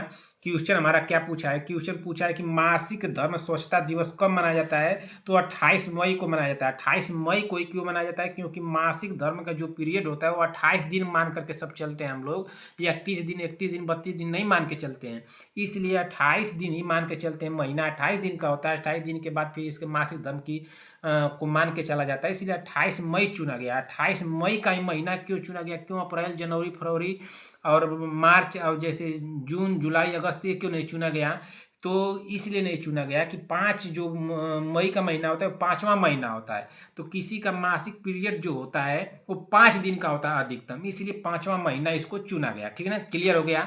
अब देखिए क्या 14 जून दिया है ना, तो 14 जून को क्या मनाया जाता है, तो विश्व रक्तदाता दिवस मनाया जाता है। 12 मई को अंतर्राष्ट्रीय नर्स दिवस मनाया जाता है, और 21 जून को, तो 21 जून को अंतर्राष्ट्रीय योग दिवस मनाया जाता है। 1 मई को अंतर्राष्ट्रीय श्रम दिवस मनाया जाता है। 3 मई को विश्व प्रेस स्वतंत्रता दिवस मनाया जाता है। 7 मई को विश्व एथलेटिक्स दिवस मनाया जाता है। 12 मई को अंतर्राष्ट्रीय नर्स दिवस मनाया जाता है, ऊपर अभी आप लोगों को बताया हूँ। 22 मई को अंतर्राष्ट्रीय जैव विविधता दिवस मनाया जाता है। 15 मई को अंतर्राष्ट्रीय परिवार दिवस मनाया जाता है। 31 मई को विश्व तंबाकू निषेध दिवस मनाया जाता है। देखिए अगर दिवस दिवस के बारे में पढ़ेंगे हम लोग, तो अगर आप लोग कहेंगी तो मैं बता दूंगा। आप लोग अगर कहेंगी तो सिर्फ आप लोगों को मैं 3 क्वेश्चन बताऊंगा। कितने क्वेश्चन बताऊंगा बहन? 3 क्वेश्चन ही बताऊंगा, और 3 क्वेश्चन में आप लोगों को 12 महीने का जितना भी पूछता है क्वेश्चन, जितना भी क्वेश्चन पूछेगा 12 महीने का, ये 3 क्वेश्चन में मैं कवर कर दूंगा ना। तो 12 महीने में जितना भी दिवस आएगा जनवरी से लेकर दिसंबर तक ना, जनवरी से लेकर के दिसंबर तक के जितने भी दिवस पूछेगा उतना मैं आप लोगों को 3 क्वेश्चन में क्लियर कर दूंगा। अगर आप लोगों को जानना होगा तो बताइएगा, मैं आप लोगों को इसी तरह से डिटेल में पूरे बता दूंगा। ठीक है ना। अगर बताने में देखिए समय लगेगा भाई, अगर 3 क्वेश्चन मैं लूंगा, 3 क्वेश्चन में 12 महीने के सारे दिवस को मैं बताऊंगा, तो ये मान के चलिएगा कि 1 घंटा मान के चलिएगा कि आप लोगों का लग जाएगा। अगर आप लोगों के पास 1 घंटे का समय होगा तो हमको कमेंट करके बताएगा कि नहीं सब दिवस के बारे में बता दीजिए, तो मैं बता दूंगा। नहीं तो आप लोग जानती हैं तो अच्छी बात है, अगर कहीं से और पढ़ लेंगे तो और अच्छी बात है भाई, आप लोग पढ़ लीजिए कहीं से, लेकिन हमसे जानना होगा तो आप लोग कमेंट करके बताएंगे तभी होगा। ठीक ना। संगीता पटेल जी, बीबा जी, 2 ही लोग तो इस समय पढ़ रही हैं। चलिए अगले क्वेश्चन चलते हैं बहन। अगला क्वेश्चन, इसमें तो कोई डाउट नहीं है बहन, इसमें कोई भी डाउट होगा बहन तो हमको बताइएगा। ठीक है ना। चलिए अगले क्वेश्चन चलते हैं बहन। अगला क्वेश्चन क्या दिया है? Question number 11। क्वेश्चन नंबर 11 बहुत ही आसान है कि रुधिर के स्कंदन में मदद करने वाला विटामिन है। क्या? Vitamin A, vitamin D, vitamin B, vitamin K. स्कंदन मतलब रक्त का थक्का, रुधिर का मतलब खून, खून यानी रक्त, तो रक्त का थक्का में मदद करने वाला विटामिन कौन सा है? तो विटामिन के है हमारा राइट आंसर हो जाएगा यहाँ पे ऑप्शन नंबर डी। बहुत ही आसान क्वेश्चन था, गलत किसी का नहीं होना चाहिए। किसी भी बहन का गलत होगा तो कान पकड़ के तुरंत मारेंगे आप लोगों को। क्वेश्चन नंबर 12 बहन, कंठमाला या गलसुगा, कंठमाला या गलसुगा का उद्भव काल क्या है? इसको ध्यान दीजिएगा संगीता पटेल जी, प्रियंका साहनी जी और कौन है, बीबा जी, इसको ध्यान दीजिएगा। उद्भव काल जो पूछा इस बात को ध्यान दीजिएगा, इसी से क्वेश्चन कंफ्यूज करेगा। कंठमाला या गलसुआ तो आप लोग पकड़ ली, का उद्भव काल है, तो उद्भव काल क्या है? क्या 18 दिन है, 10 दिन है, 14 दिन है, 5 दिन है? ऑप्शन भी कंफ्यूज करेगा, इस बात को ध्यान दीजिएगा। इस बात को जिसने नहीं पकड़ा उद्धव काल को वो ऑप्शन में गलत कर देगा। अब राइट आंसर क्या होगा जल्दी से आप लोग कमेंट कर दीजिए। राइट आंसर हो जाएगा बहन ऑप्शन नंबर ए हो जाएगा। क्या हो जाएगा? 18 दिन ना। क्या हो जाएगा? 18 दिन। बहुत बहुत अच्छी बात है, 18 दिन होगा। जिस जिस भी बहन ने लगाया है ऑप्शन नंबर ए 18 दिन, मैं उनको दे दूं वेरी वेरी गुड। क्या दे दूं बहन? Very very good. मैं आप लोगों को पहले ही बोला हूं बहन कि ये आप लोगों को वेरी वेरी गुड तो दे दिया, लेकिन उद्धव काल पूछा है बहन, इसलिए सबका सबका गलत है। जिसने जिसने लगाया 18 नंबर, 18 दिन लगाया। अब 18 दिन लगाया गलत हो गया, तो सही कौन सा होगा? 14 दिन सही होगा, ऑप्शन नंबर सी सही होगा। अब क्यों सही होगा क्यों 18 नंबर गलत होगा? 18 सही, 18 दिन जो दिया है कंठमाला या गलसुआ का उद्धव काल 18 दिन, ये सही हो सकता है, लेकिन ये गलत क्यों हम कर दिए हैं, इसको हम गलत क्यों काटे हैं, इसको अभी मैं बताऊंगा आप लोगों को। 14 दिन क्यों सही किया हूँ, क्यों सही होगा अभी आप लोग जान लीजिए। ठीक ना। देखिए अगर प्रश्न में पूछता बन कि औसत, इस उद्धव काल की जगह अगर औसत दे देता, औसत ना, औसत का मतलब एवरेज, एवरेज ना, ERAGE एवरेज दे देता, तब जाकर के हमारा 28 दिन होता, 18 दिन होता, सॉरी 18 दिन होता। लेकिन उद्धव काल दिया, प्रारंभिक तिथि पूछ रहा है, समय पूछ रहा है, तो अब ये 14 दिन हो जाएगा। क्या हो जाएगा? 14 दिन। शब्द लिखा होगा ना, अगर औसत एवरेज शब्द लिखा होगा तब हमारा हो जाएगा क्या? अगर इसमें उद्धव काल की जगह औसत लिखा रहेगा तो 16 से 18 दिन लगेगा ऑप्शन में। क्या लगेगा, 16 से 18 दिन वाला ऑप्शन हम लोगों का लग जाएगा। तब ऑप्शन इस तरह से बना करके देगा एग्जाम में, इसको ध्यान दीजिएगा। अगर नहीं भी देता है तब 18 दिन आप लोग लगाइएगा, अगर औसत पूछे तब तो 18 दिन आप लोगों को लगाना है, सही माना जाएगा 18 दिन। तब ये 14 वाला गलत हो जाएगा, लेकिन यहाँ पे उद्धव काल पूछ रहा है तब यहाँ पे 14 दिन लगेगा, ठीक है ना। गलसुआ या उस्मायन काल, उद्धव की जगह उस्मायन काल दे देगा, क्या दे देगा, उस्मायन, उस्मायन, उस्मायन काल। तो उस्मायन काल कितने दिन का होता है बहन, तो 14 से 21 दिन का होता है। कितने दिन का होता है, 21 दिन ना, 21 दिन, 21 दिन होता है, ठीक है ना। 14 से 21 दिन होता है, इसलिए हम लोग इसको बीच वाला सब लोग एवरेज लेके चलते हैं, एवरेज शब्द या औसत शब्द लेके चलते हैं 18 दिन। लेकिन होता कितना है उस्मायन काल इसका, कंठमाला या गलसुआ का, तो 14 से 21 दिन का होता है। कितने दिन का होता है, 14 से 21 दिन का होता है इसका उस्मायन काल। ठीक, क्लियर हुआ यहाँ तक। लेकिन परीक्षा में सामान्य तौर पर इसका उत्तर जो होगा वो 14 होगा, ठीक है। अगर आप लोगों के एनएम के एग्जाम में लगाना होगा बहन, तो आप लगा के आइएगा 14 दिन वाला, ठीक है ना। जब भी आ जाए 14 ऑप्शन में दे दिया है, यहाँ पे इसको पकड़िएगा, उद्धव काल दिया है, औसत दिया है, क्या पूछा है, उस्मान काल पूछा है, उस हिसाब से इसको लगाइएगा 14 दिन। यहाँ पे पूछा है उद्धव काल तो लगेगा 14 दिन। अगर औसत दे देता, औसतन कितना होता है, तो 18 दिन का होगा, ठीक है ना। 16 से अगर इस तरह से ऑप्शन बनाएगा तो 16 से 18 दिन वाला ऑप्शन बनाएगा, नहीं तो एक ऑप्शन चुनेगा तो 18 चुनना है। अगर आप लोगों को ये उस्मान काल कितने दिन का होता है, तो 14 से 21 दिन का होता है, ठीक, क्लियर हो गया। लेकिन सिर्फ उस्मान काल पूछा है तो पूरी तरह से आप लोगों को 14 दिन ही लगा करके आ जाना है, गलत नहीं होगा। क्लियर हो गया, इसमें कोई दिक्कत तो नहीं है बहन। पूछा क्या है, कंठमाला या गलसुआ का उद्धव काल कितना होता है, तो उद्धव काल इसका 14 दिन होता है। राइट आंसर होगा ऑप्शन नंबर सी। 18 दिन भी हो सकता है, लेकिन 18 दिन क्यों नहीं होगा बहन, यहाँ पे औसत नहीं पूछा है। अगर औसत पूछ देता यहाँ पे शब्द में, तो औसत दे देता, तब ऑप्शन भी थोड़ा सा चेंज कर देता, 16 से 18 दिन कर देता। अगर 16 से 18 दिन नहीं करता है तो 18 दिन हम लोग लगा देंगे। उस्मायन काल जिसकी कंठमाला या गलसुआ का उस्मायन काल कितने दिन का होता है, तो 14 से 21 दिन का होता है। कितने दिन का होता है, 14 से 21 दिन का होता है। इसलिए यहाँ पे उद्धव काल पूछा है तो 14 दिन हम लोग लगाएंगे, गलत तो नहीं हुआ। अगर किसी बहन को कोई भी कंफ्यूजन, कोई भी डाउट होगा बहन, एक बार आप लोग कमेंट कर दीजिएगा कि सर मुझे इस क्वेश्चन में डाउट है, आप दोबारा से बताइए। मैं बताने की बहन पूरी कोशिश करूंगा, क्यों होगा क्यों नहीं होगा, मैं आप लोगों को सारी बातें बता दिया, ठीक ना। चलिए, एएनएम के एग्जाम में आप लोगों को लगाना है 14 दिन, इस बात को हमारी मान के आइएगा, गलत नहीं होगा। 14 दिन के बाद आप लोग दूसरा दिमाग लगा देंगे तब तो गलत हो जाएगा, इस बात को ध्यान दीजिएगा, ठीक ना। 14 दिन लगा के आइएगा, अगर आ जाता है एग्जाम में तब। अगर घुमाएगा तो थोड़ा बहुत यहीं पे चेंज करेगा ना, यहीं पे चेंज करेगा, थोड़ा सा ऑप्शन में चेंज कर देगा। ऑप्शन में क्या चेंज करेगा तो बता दिया, और यहाँ पे क्या चेंज करेगा उसको भी मैं बता दिया, ठीक ना। अगर इस तरह से आता है क्वेश्चन, 2 ही 3 तरह से घुमा के बनाएगा बस ना। चलिए अगले क्वेश्चन चलते हैं, क्वेश्चन नंबर 13। क्वेश्चन नंबर 13 को थोड़ा ध्यान से समझिए। क्वेश्चन नंबर 13 भी आप लोग गलत कर सकती हैं। कौन कौन ऐसी महान बहन है जो इसको गलत कर सकती है, भाई थोड़ा हाथ उठा करके हमको बताए कमेंट करके, सर मैं वो महान बहन आपकी हूँ जो इस क्वेश्चन को मैं गलत करके दिखा दूंगी। आप सोच भी नहीं सकते कि मैं कैसे गलत कर दूंगी। भारत में एड्स की सर्वप्रथम पहचान कब हुई थी, सर्वप्रथम पहचान पूछा है, और इसको पकड़िएगा भारत वाला को, ठीक ना।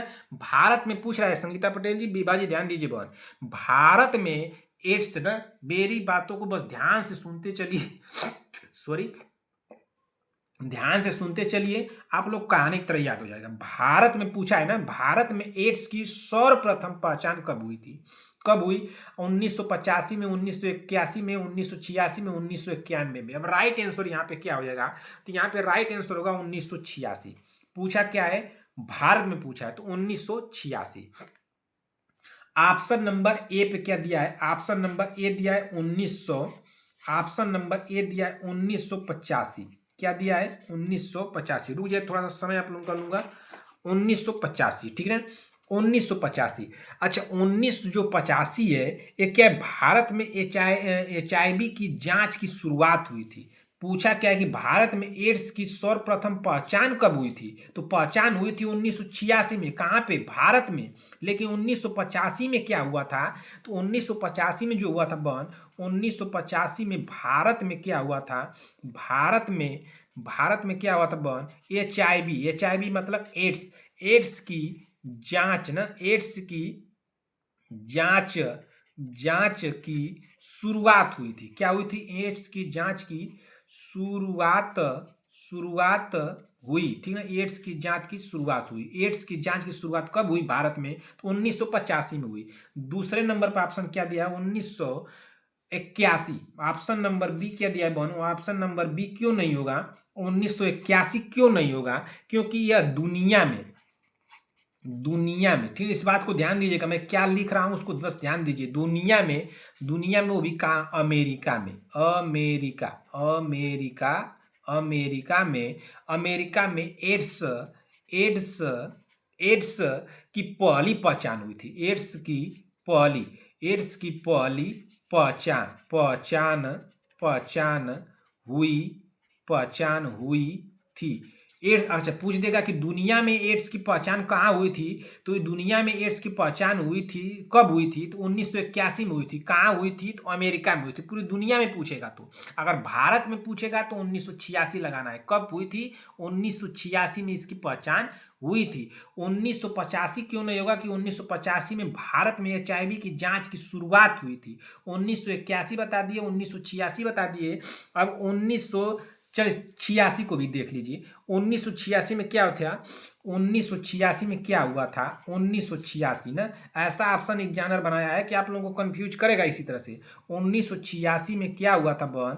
1986 में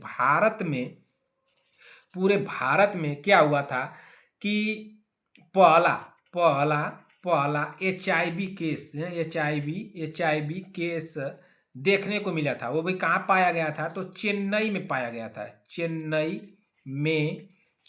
में पाया गया था। 1986 में भारत में चेन्नई में पाया गया था HIV का केस, ठीक ना, क्लियर हो गया। आप देखिए यहाँ पर 1991 दिया है। 1991 क्यों नहीं सही होगा?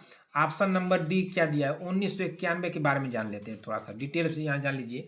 1991 में क्या होता कि NACP ना, सॉरी रुक जाइए, थोड़ा सा रिकॉल करने दीजिए।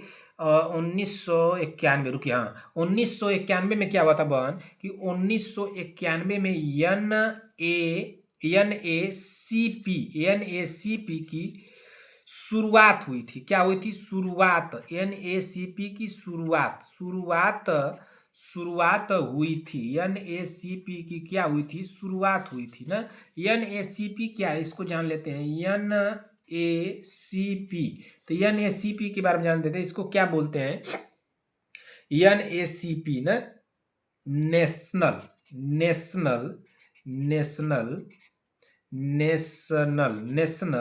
एड्स कंट्रोल ना, नेशनल एड्स कंट्रोल प्रोग्राम ना, नेशनल एड्स कंट्रोल प्रोग्राम, ठीक ना, प्रोग्राम, ठीक ना, नेशनल एड्स प्रोग्राम NACP को कहेंगे, ठीक ना। अच्छा यहाँ पे आप जान लीजिए, एक बात और जानिए, थोड़ा सा समझते चलिए क्या मैं बता रहा हूँ। 1986 में क्या हुआ? तो 1986 में पहचान हुआ। क्या हुआ? पहचान, ठीक, क्लियर हुआ। फिर उसके बाद 1987, ये डेट सब याद करिए। 1987 में क्या होता? कार्यक्रम की शुरुआत हुई थी ना। 1987 में क्या होता? कार्यक्रम की शुरुआत ना, शुरुआत क्या हुआ था? शुरुआत हुआ था। कौन सा कार्यक्रम था? तो एक कार्यक्रम था NACP। अभी आप लोग कहेंगे कि सर अभी आप पीछे बताए हैं कि 1991 में NACP की शुरुआत हुई थी, लेकिन अभी आप यहीं पे बताया हूँ मैं आप लोगों को ना, 1991 में NACP की शुरुआत हुई थी, जिसको नेशनल एड्स कंट्रोल प्रोग्राम कहते हैं। लेकिन यही पीछे आप लोग को बता रहा हूँ कि 1987 में कार्यक्रम की शुरुआत हुई थी। किसकी? NACP की। अब देखिए यहाँ पे समझिए, 1900, देखिए समझिए, 1991 क्या हुआ था? 1991 में NACP, 1991 में क्या होता है? NACP विस्तृत लागू हुआ था। क्या हुआ था? विस्तृत विस्तृत लागू हो चुका था, ठीक ना। ये तो शुरू हुआ था 1987 में शुरू हुआ था, लेकिन विस्तृत रूप से लागू कब हुआ था, तो एनएससीपी 1991 में लागू हुआ था। भारत में पहली पहचान कब हुई थी, भारत में ठीक ना,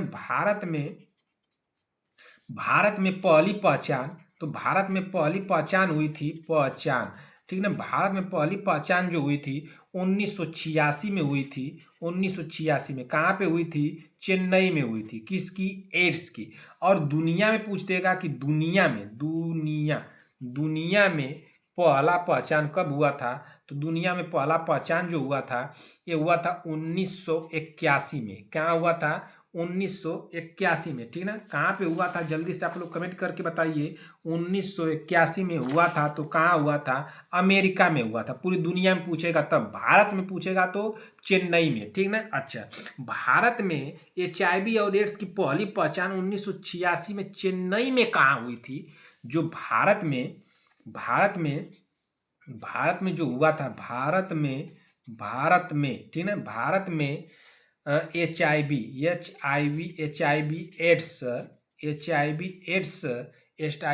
की पहली पहचान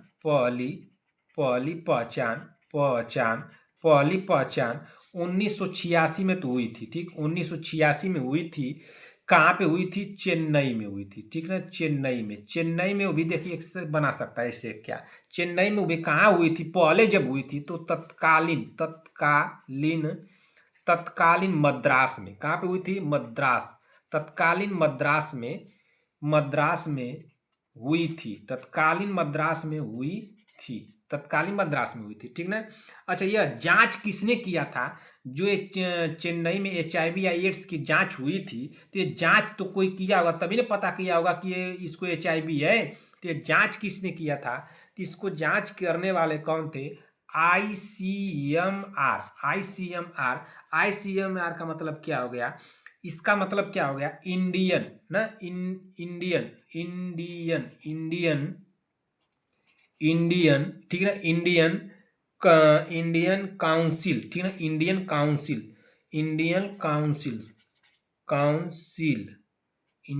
काउंसिल ऑफ मेडिकल, ठीक है ना,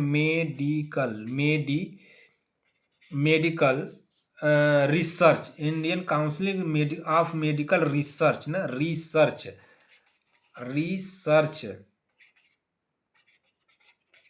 Indian council of medical research, इसी के द्वारा जांच किया गया था।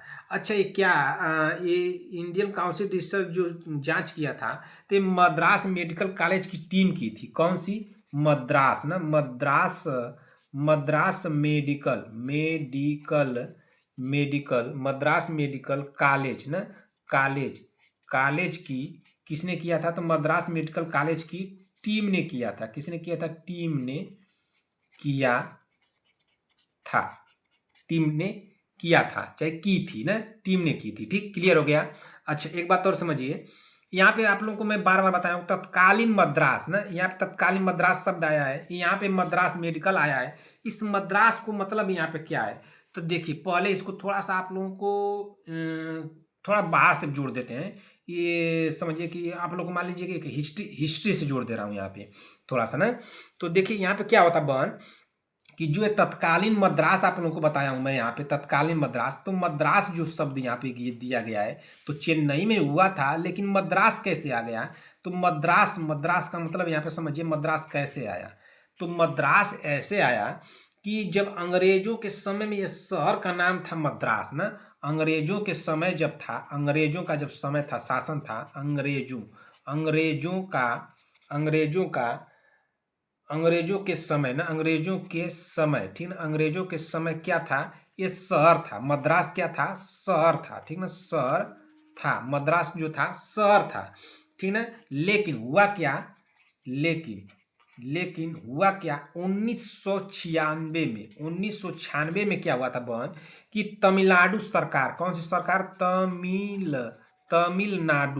तमिलनाडु जो सरकार है वो क्या की, तमिलनाडु सरकार ने इस मद्रास का जो नाम है, मद्रास एक शहर का नाम है, तो मद्रास शहर का नाम मद्रास ना, ये मद्रास जो शहर है इसका नाम जो बदल करके क्या कर दी, चेन्नई कर दी, चेन्नई, चेन्नई कर दी ना, इसलिए इसका नाम चेन्नई पड़ गया। ठीक ना, क्लियर हुआ, क्लियर हुआ बहन, दिक्कत तो नहीं हुआ। थोड़ा सा एक बार और देख लीजिए, थोड़ा सा एक बार और देखिए, समझिए। यहाँ पे पूछा क्या है क्वेश्चन, पूछ रहा है क्वेश्चन नंबर 13 है कि भारत में एड्स की सर्वप्रथम पहचान कब हुई थी। तो भारत में एड्स की सर्वप्रथम जो पहचान हुई थी 1986 में हुई थी। राइट आंसर होगा ऑप्शन नंबर सी। 1985 में क्या हुआ था कि 1985 में भारत में एचआईवी की जांच की शुरुआत हुई थी। वो भारत में एचआईवी की जांच की शुरुआत कब हुई थी, 1985 में हुई थी। लेकिन भारत में एचआईवी चाहे एड्स का जो पहचान कब हुई थी, तो ये हुई थी 1986 में हुई थी। 1981 ऑप्शन नंबर बी दिया है कि दुनिया में, अमेरिका में, वो भी दुनिया भर में, यानी दुनिया में कहाँ, अमेरिका में एड्स की पहली पहचान हुई। दुनिया में अगर पूछेगा कि दुनिया में एड्स की पहली पहचान कब हुई थी, तो 1981 में हुई थी। कहाँ हुई थी, अमेरिका में हुई थी। अगर 1986, तो 1986 में क्या होता कि 1986 में भारत में पहला एचआईवी चेन्नई में पाया गया था। 1986 में भारत में एचआईवी का पहला केस पाया गया था, वो भी कहाँ, चेन्नई में। 1991 में क्या हुआ था, एनएसीपी की शुरुआत हुई थी। एनएसीपी का फुल फॉर्म क्या होता है, नेशनल एड्स कंट्रोल प्रोग्राम होता है ना। ठीक, अगले चरण पर चलते हैं। 1986 में पहचान हुई थी किसकी, एचआईवी की। 1987 में क्या होती, कार्यक्रम शुरू किया गया था, एनएसीपी का कार्यक्रम जो है शुरू किया गया था।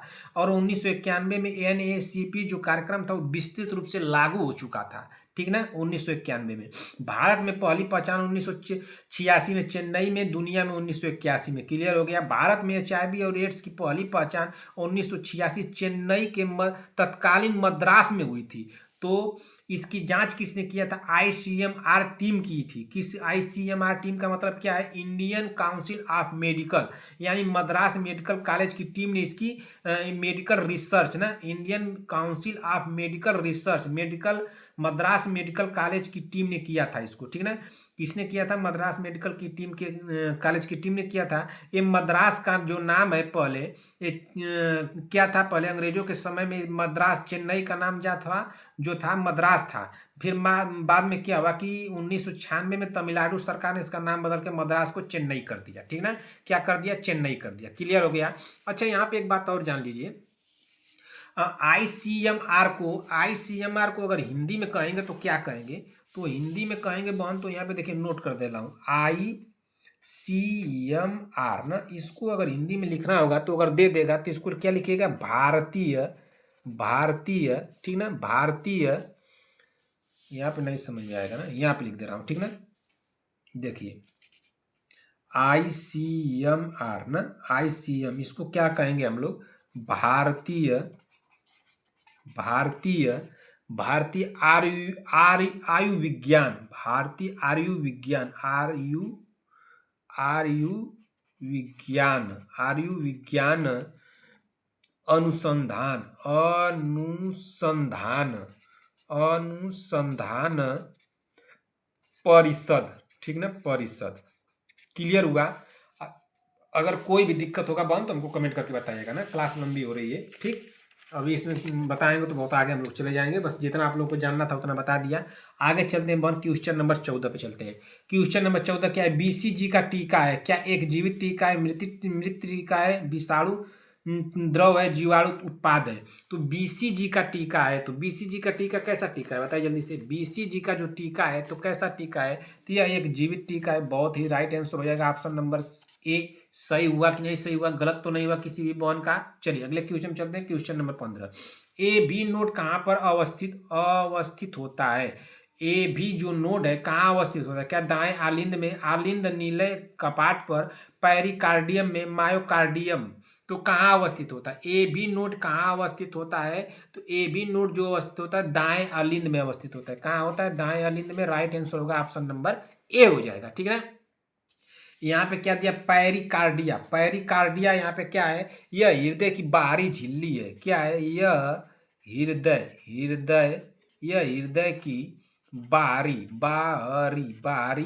झिल्ली है। क्या है, बाहरी झिल्ली, हृदय की बाहरी झिल्ली है। क्या है, पेरिकार्डियम।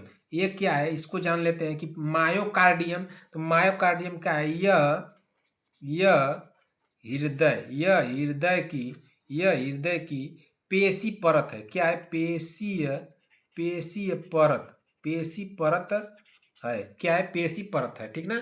अच्छा, A B node, A B node के बारे में थोड़ा सा जान लीजिए। ए बी नोड ना, A B node, A B node, A B node का फुल फॉर्म क्या होता है? तो एंट्रियो वेंट्रिकुलर नोड होता है। क्या होता है? एंट्रियो वेंट्रिकुलर ना, एंट्रियो एंट्रियो एंट्रियो एंट्रियो वेंट्रिकुलर ना, एंट्रियो एंट्रियो एंट्रियो वेंट्रिकुलर, एंट्रियो वेंट्रिकुलर ना, कूलर नोड होता है। क्या होता है? एंट्रियो वेंट्रिकुलर नोड होता है, ठीक ना। या इसको हम लोग क्या कह सकते हैं? इसको हम लोग क्या कह सकते हैं? आलिंद, आलिंद, आलिंद नीलय, आलिंद नीलय ग्रंथि। क्या कह सकते हैं? आलिंद नीलय ग्रंथि कह सकते हैं, ठीक ना। देखिए समझिए, एक समझिए एंट्रियो, एंट्रियो, इसको हम लोग क्या कहेंगे? इसको इस तरह से भी लिख सकते हैं, ATRIOL, एंट्रियोल भी कह सकते हैं, ठीक ना। इसको एंट्रियोल भी कह सकते हैं। इसका मतलब यहाँ पे क्या है? तो इसका मतलब यहाँ पे आलिंद है। क्या है? आलिंद, आलिंद। ये कौन सा हिस्सा है? तो ये ऊपरी कक्ष है। क्या है? ऊपरी, ऊपरी कक्ष, ठीक ना, ऊपरी कक्ष है, ठीक। एंट्रियोल के बाद ये क्या होगा? वेंट्रिकुलर ना, वेंट्रिकुलर, वेंट्रिकुलर ना, वेंट्रिकुलर। वेंट्रिकुलर का मतलब यहाँ क्या हुआ? नीलय, नीलय। वेंट्रिकुलर का मतलब क्या हुआ? नीलय। नीलय कौन सा है? तो निचला कक्ष है, निचला, निचला कक्ष है, ठीक ना, निचला कक्ष है, ठीक। क्लियर हो गया। यहाँ पे क्या है? नोड है, NODE, नोड। नोड का मतलब यहाँ पे समझ लीजिए ग्रंथि। इसको क्या कहेंगे? ग्रंथि, ग्रंथि, ठीक ना, ग्रंथि। इसको कभी कभी क्या दे देगा? जैसे संधि भी कहते हैं। क्या कहते हैं? संधि बिंदु, संधि बिंदु भी कहते हैं, ठीक ना, संधि बिंदु। क्लियर हो गया? क्लियर हो गया बहन? दिक्कत तो नहीं हुआ? क्वेश्चन नंबर, चलिए फिर से देख लेते हैं। क्वेश्चन नंबर कौन सा था? 15 था। ए बी नोड कहाँ अवस्थित होता है? तो ये होता है दाएं आलिंद में, ठीक है। पेरिकार्डियम क्या है? तो यह हृदय की बाहरी झिल्ली है। मायोकार्डियम क्या है? यह हृदय की पेशी परत है, ठीक। A B node, A B node का फुल फॉर्म क्या होता है? तो ए बी नोड का एंट्रियो वेंट्रिकुलर नोड होता है ना। इसको हम लोग क्या कहते हैं? आलिंद नीलय ग्रंथि कहेंगे। क्या कहेंगे? आलिंद नीलय ग्रंथि कहेंगे, ठीक ना। एंट्रियो को, एट्रियो को एट्रियोल का भी कहते हैं ना, एट्रियो को एट्रियोल भी कहते हैं।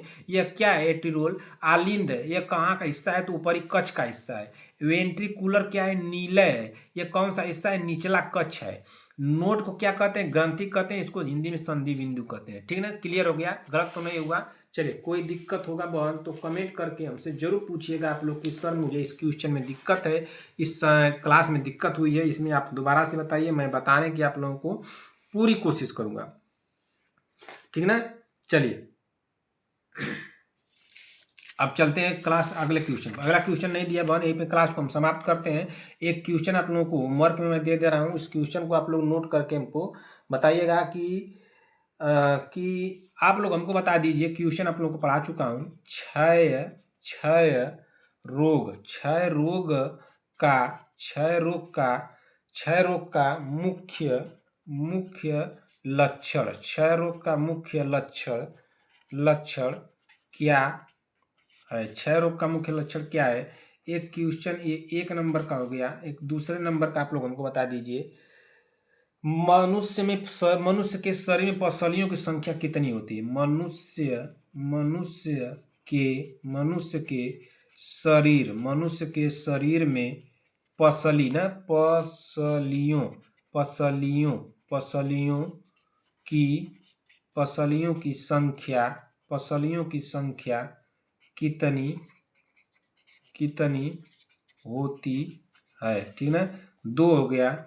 3 नंबर का एक क्वेश्चन नोट के लिए आप लोग ये बता दीजिए, टीबिया नामक हड्डी कहाँ पाई जाती है? Tibia, tibia, tibia. अगर आप लोगों को क्वेश्चन नहीं आएगा तो कहीं से देख करके, सर्च करके, अपने बुक में से देख करके आप लोग बता सकती हैं। टीबिया नामक, टीबिया नामक हड्डी ना, अगर नहीं आएगा बहन तो आप लोग देख करके ही बताइएगा, लेकिन बताइएगा, ठीक ना। आप लोगों को देख करके बताने से आप लोगों को आ जाएगा। टिबिया नामक हड्डी कहाँ पाई जाती है, कहाँ पाई जाती है, टिबिया नामक हड्डी कहाँ पाई जाती है। क्वेश्चन नंबर 4 एक नोट कर लीजिए। एक आप लोग बता दीजिए कि दांतों में क्या पाया जाता है, दांतों में क्या पाया जाता है, ठीक है। दांतों में क्या पाया जाता है। 5वें नंबर क्वेश्चन को आप लोग बता दीजिए कि माँ के दूध जैसा दूध किस दूध का नाम है। माँ, बहुत क्वेश्चन को ध्यान से पकड़िएगा। माँ के दूध, यह क्वेश्चन में पूछा था, संगीता पटेल जी, बहुत गलत नहीं होना चाहिए। माँ के दूध न जैसा दूध किस दूध का नाम है, दूध का नाम है। माँ के दूध जैसा दूध किस दूध का नाम है, ठीक ना। इसको आप लोग बताइए। 5 क्वेश्चन है, आप लोग करके हमको बता दीजिएगा, ठीक ना। चलिए बहन, यहीं पे क्लास को समाप्त करता हूँ। क्लास आप लोगों को कैसी लगी बहन, अगर क्लास आप लोगों को अच्छी लगी हो तो एक लाइक कर दीजिएगा अपने तरफ से, अपने दोस्तों भाई बहनों में इसको शेयर भी कीजिएगा। और जो भी बहनें हमारे चैनल पर अगर पहली बार आई हैं बहन, तो चैनल को आप लोग ईमानदारी से सब्सक्राइब कर लीजिए, ठीक ना। जो भी बहनें हमारे चैनल पर अगर पहली बार आई हैं बहन, तो चैनल को ईमानदारी से सब्सक्राइब कर लीजिए। क्लास आप लोगों को अच्छी लगी है तो लाइक जरूर कीजिएगा। आप इसी के साथ मैं क्लास को समाप्त करता हूं बहन। क्लास में किसी भी क्वेश्चन में बहन, किसी भी बहन को कोई भी डाउट होगा बहन, तुरंत कमेंट करके हमसे पूछिएगा ना कि सर मुझे इस क्वेश्चन में डाउट है, मैं बताने की पूरी कोशिश करूंगा, ठीक ना। कोई भी डाउट होगा जरूर पूछिएगा हमसे, सर इस क्वेश्चन में हमको डाउट है, आप दोबारा से इसको बताइए, मैं बताने की आप लोगों को पूरी कोशिश करूंगा। अगर क्लास आप लोगों को अच्छी लगी हो बहन तो एक कमेंट बॉक्स में एक प्यारा सा कमेंट करके जरूर जाइएगा ना। कमेंट बॉक्स में एक प्यारा सा कमेंट करके जरूर जाइएगा। कमेंट बॉक्स में अपना प्यार देना मत भूलिएगा। आप सभी लोगों को बहन मेरी तरफ से ढेर सारा प्यार, और आपके माता पिता को मेरी तरफ से प्रणाम कहिएगा बहन, अपने माता पिता को मेरी तरफ से प्रणाम कहिएगा। मिलते बहन ऐसी ही अगली क्लास में, तब तक के लिए जय हिंद, जय भारत।